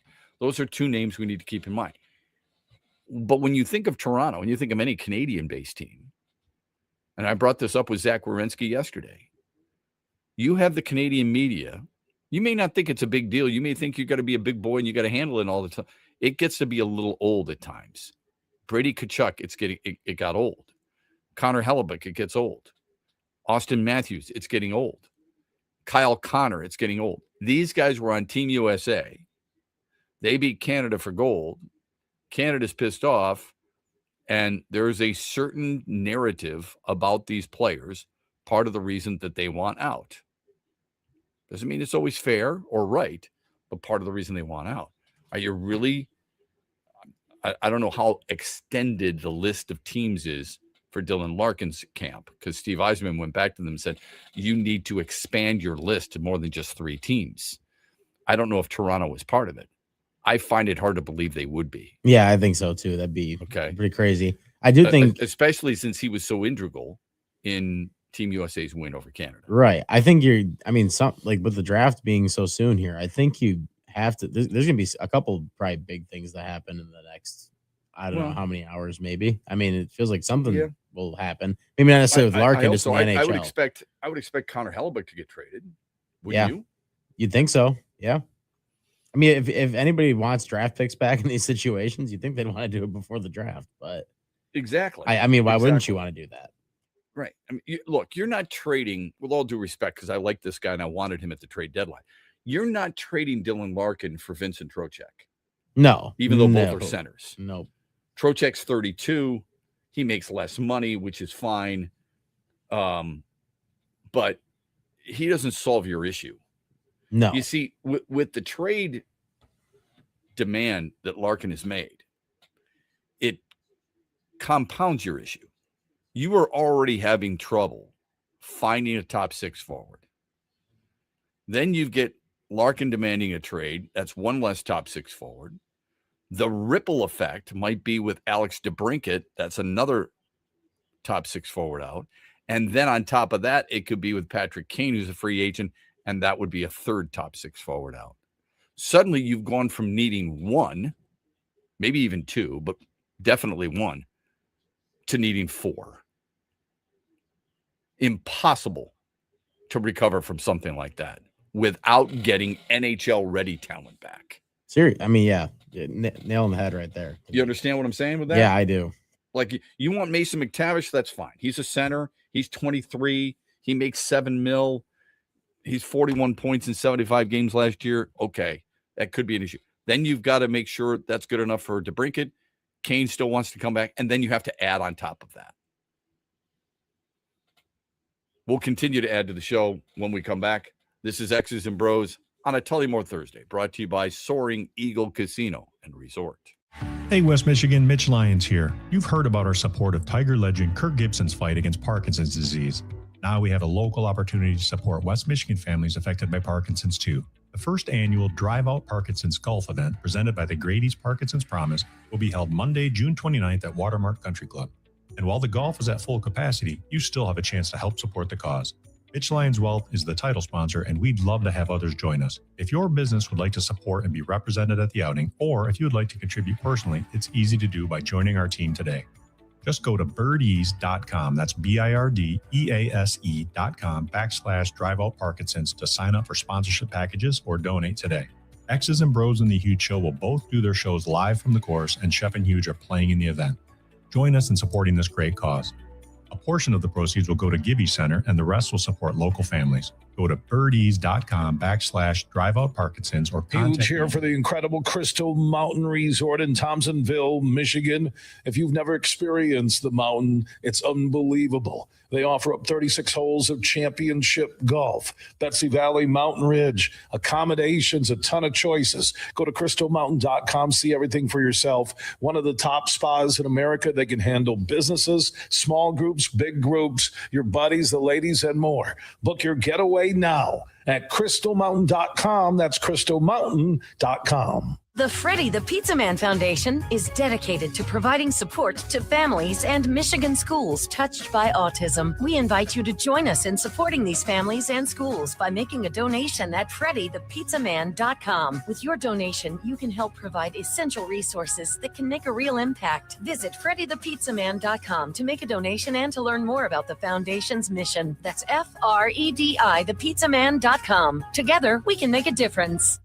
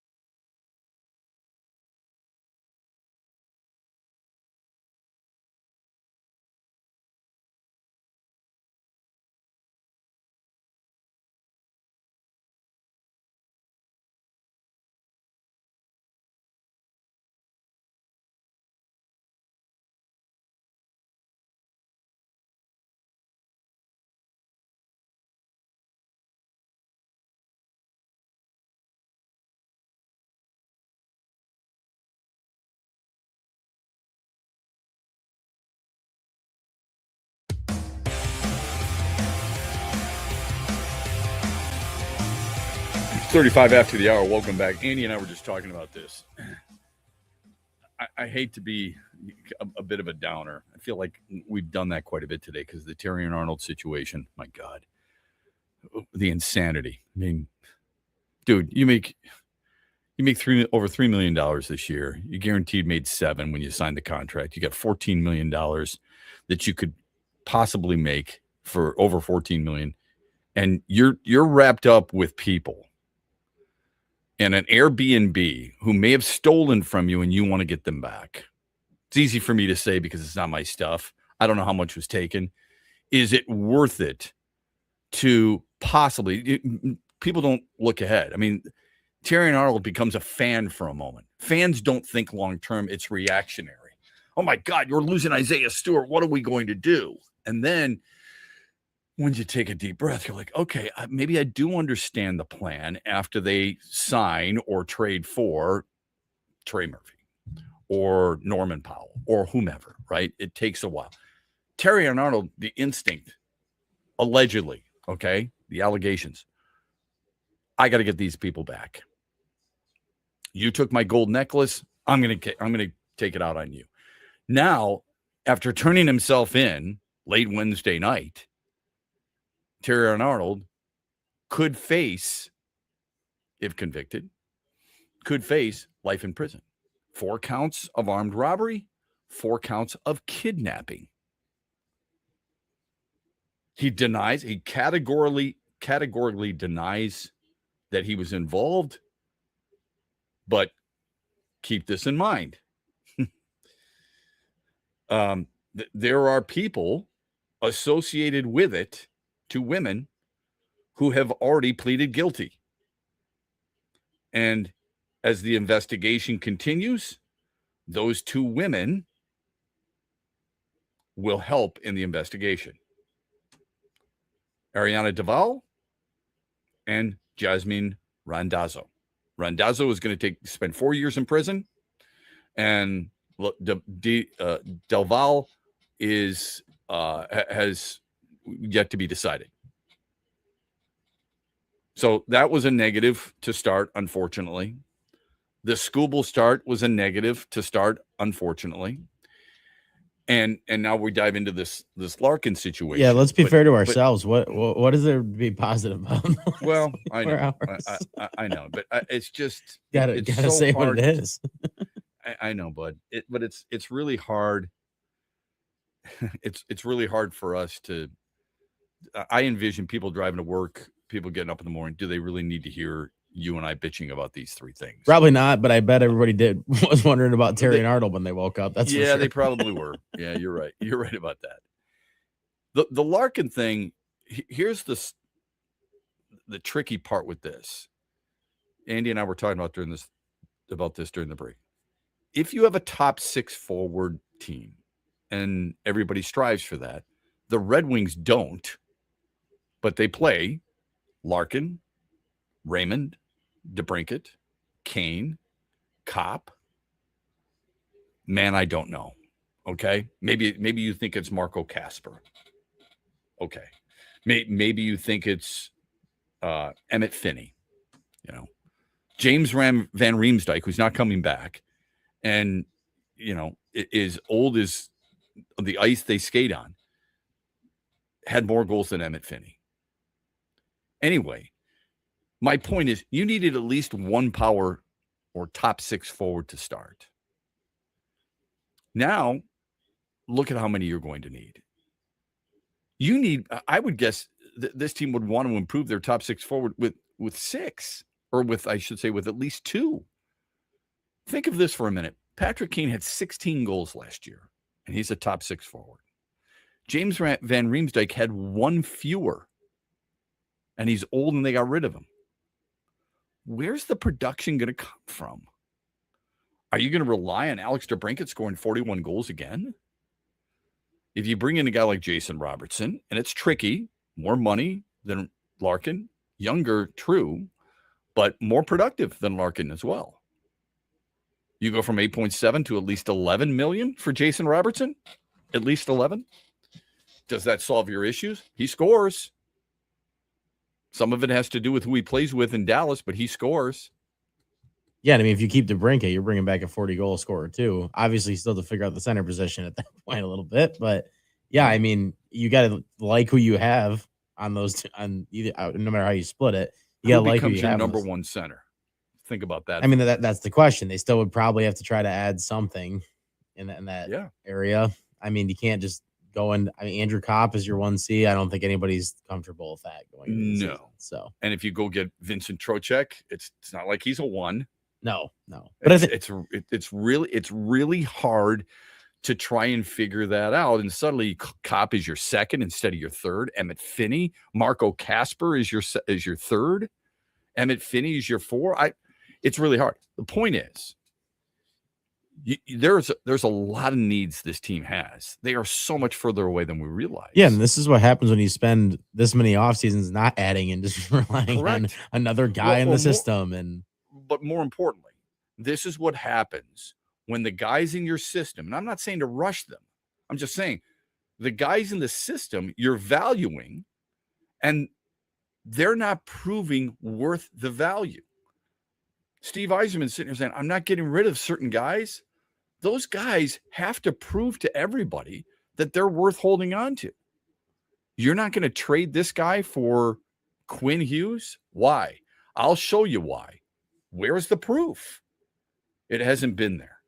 And it's super frustrating for Red Wings fans because it shows you, I know you can look at the stats, and I know you can look at the numbers too. You can look at how many points they had last year, 92, and how close they could have been.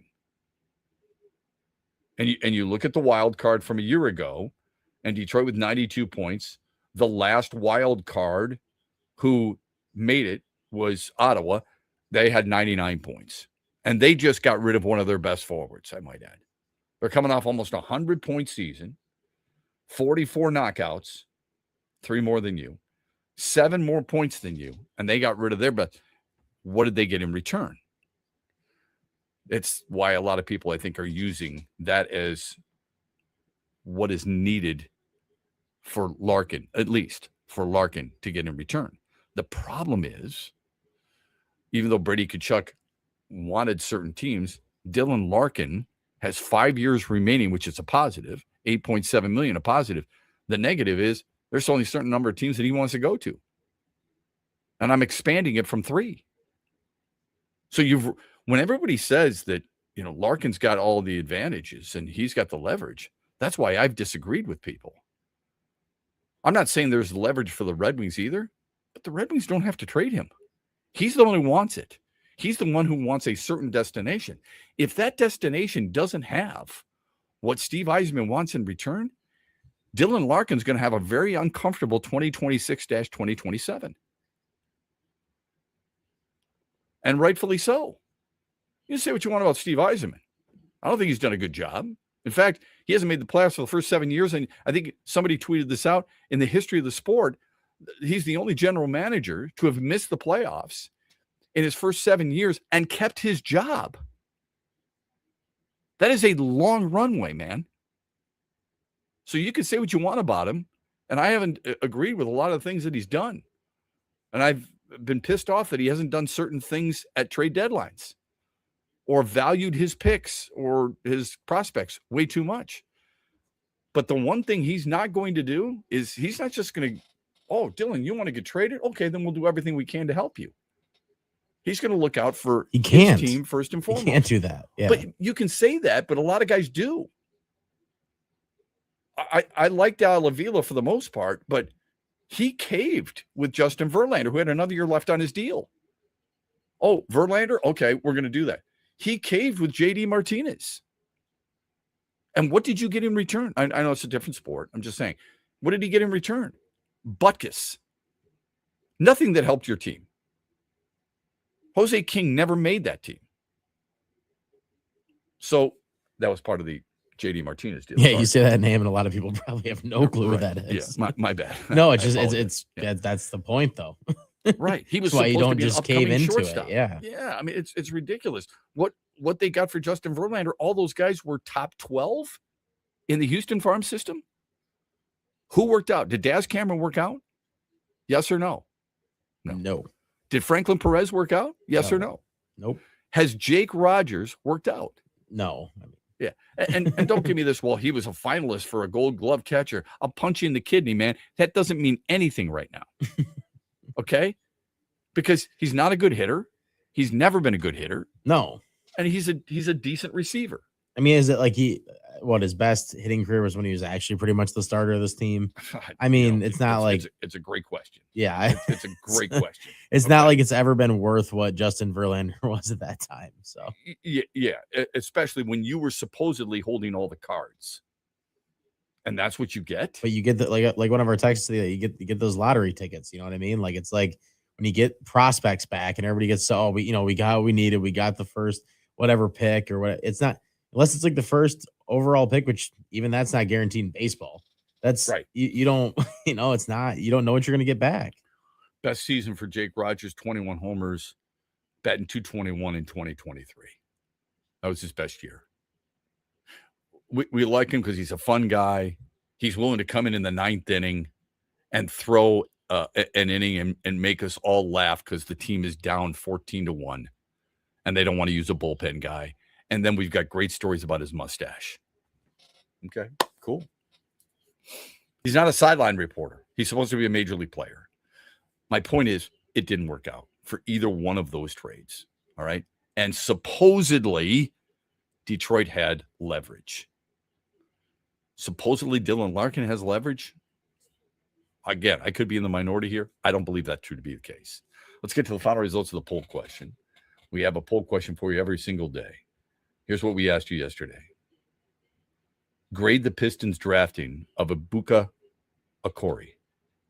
A, B, C, or D? What were the final results?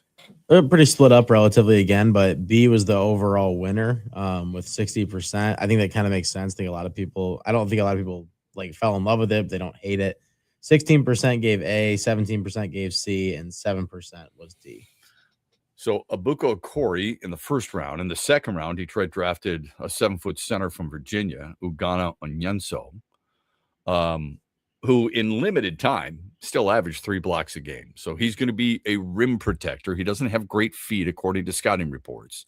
He's not going to be an offensive threat. He averaged 6 points per game. But he is a guy who can come in, probably give you 15 minutes or so, back up Paul Reed, and then some. So it's going to let me ask you this. Does that make the signing of Jalen Duren even more imperative and make it obvious for Pistons fans? Yeah, I would. It's hard to trade Isaiah Stewart without knowing Jalen Duren is going to be on your team, right? You can't lose both those guys. I know you like Paul Reed, but if you go into next season with Paul Reed as your number 1 center and Ugana Onyenso number 2, you could be in for a long season. So my guess is Jalen Reed's coming back. Cade Cunningham, Jalen Reed, Asar Thompson, and 2 men we don't know right now. One has to be acquired via trade or a couple of those second-round picks. Ron Holland, Karis LeVert, maybe a future one for Trey Murphy. Solves a big issue. No doubt. Duncan Robinson comes off your bench. Maybe a guy like Okori comes off your bench. Maybe you bring back Tobias Harris on a 1-year deal. Don't know. He wants a 2-year deal. That would be a tough thing to swallow, but there's going to have to be some concessions. Now, you've hurt yourself from a depth standpoint. Better hope those guys stay healthy. Let's get to the Daily Wager. It's brought to you by our friends at Soaring Eagle Casino and Resort and their sportsbook Ascend. How was your daily wager last night? It did not hit. South Africa upset South Korea, so that was not what I expected to happen in that game, but it did not go that way. I figured the urgency that Korea had to maybe get some points to move on, they would come through, but I'm going to go back to the soccer world tonight, just like you were kind of mentioning. I'm going to the USA-Turkey game because I'm sure a lot of people will have their eyes on that. So here's kind of something that's crazy, and even somebody that doesn't follow soccer as much like you might think is nuts. Turkey has set a record in these first 2 games. They've taken 62 shots and not scored a goal. Not shots on target, but they've just taken 62 shots. They haven't scored once in 2 games. What does that tell you? That's they're not scoring a lot, and they're just firing at will. But I think because of that, and because they need to get a win tonight, and they have urgency, I'm going to take them to take 14 more shots tonight. It's plus 105. I think they continue the trend of shooting a lot. So, okay, they are a -3 in goal differential. Yep. Team USA is a +5, which is pretty cool. Yeah, good for them. In their group, they play in Group D. They play with Australia, Paraguay, and Turkey. And Turkey needs this. The USA does not. They're already locked up that top spot. So I don't. Do you think that plays a factor? No, they're definitely going to still play like a. They're going to play like a road. They're going to try to figure out their rotational pieces and stuff. I would imagine tonight, like maybe not play. I mean, some of your best players the whole time because you want to avoid injury. But Turkey's going to give it everything they have to win because they have no shot to move on if they lose this game. So, do you know how many groups there are in the World Cup? I want to say it goes to like E or F. I can't remember. So I think it's 12. Yeah, it's a lot. It's a lot this year. Yeah. You know, you feel like it's a Seinfeld episode. You got your A, you got your B, you got your C, you got your D. That's the big one. I think it goes all the way to L. I don't know who the best group is. It could be L. England, Ghana, Croatia, Panama. I don't know what it is. Some good names in there for sure. Those are the good names. All right. There's definitely some in there. Yeah. France, Norway, Senegal, Iraq. That's another group. Why am I talking soccer? I have no idea. Anyway, okay. So that's 14 shots. 14 shots plus 105 shots. for Turkey. Okay. I got to imagine they're going to keep shooting the ball tonight. So one more question for you. When Isaiah Stewart goes to Memphis, this is what we loved about him in Detroit. He grabbed the Detroit jersey and he talked about this is the name. Okay. Do you think he does that in Memphis? I can't imagine he's going to change his attitude and how he plays. So, but the passion that he had for Detroit was pretty impressive. It was special. It was. Sure. I mean, I can kind of roll my eyes at it sometimes because I want results. I don't want 7-game suspensions. I don't want tough guy attitudes. I want tough guy on the floor and a way for you to stay on the floor. But what I can respect is his love for the city and or organization and teammates. That was admirable. Can he do that? Can he duplicate that in Memphis? I guess it's not easy to just turn around and do it. But at the same time, I think he's going to try to do everything he can to buy in over there. I got to imagine just based on I think that's who he is. Yeah, exactly. I agree. I think that's who he is. I just don't know if he can have the same love for Zach Edey, Ja Morant. Yeah, I'm sure it's tough when you go to a new place. No question about that. And Cedric Coward and Scottie Pippen Jr. that he had for Cade Cunningham, Jalen Duren, and Asar Thompson. I don't know if he necessarily even wanted to leave Detroit. It's just, they I had don't to think do. he did at all. So, yeah. Okay. Well, that's it. I got somebody texting me saying, you got to move your camera back. It's too zoomed in on your face. Thanks for that notice in the last 15 seconds of the show. We're back with you tomorrow morning, 6 o'clock. Don't forget the huge show later on today from 3 until 7 on these same great station affiliates. Have a happy Tullymore Thursday, everybody. Rod Stewart returns to Soaring Eagle Thursday, September 3rd. The Soaring Eagle Summer Outdoor Concert Series with special guest Richard Marks. Tickets start at $71 and are on sale now at the box office and etix.com.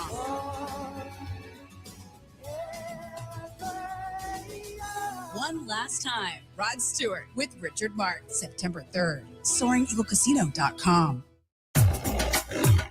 In the den. It's a new day to celebrate and be free. It's a new day full of action and excitement because it's a new day for winning. Only at Soaring Eagle Casino and Resort. Soaring Eagle Casino and Resort, your getaway reimagined. This is Matt Shepard. It's almost July, and after the series loss to the Yankees, the Tigers are 7.5 games back in the division and again 12 games under 500. At some point,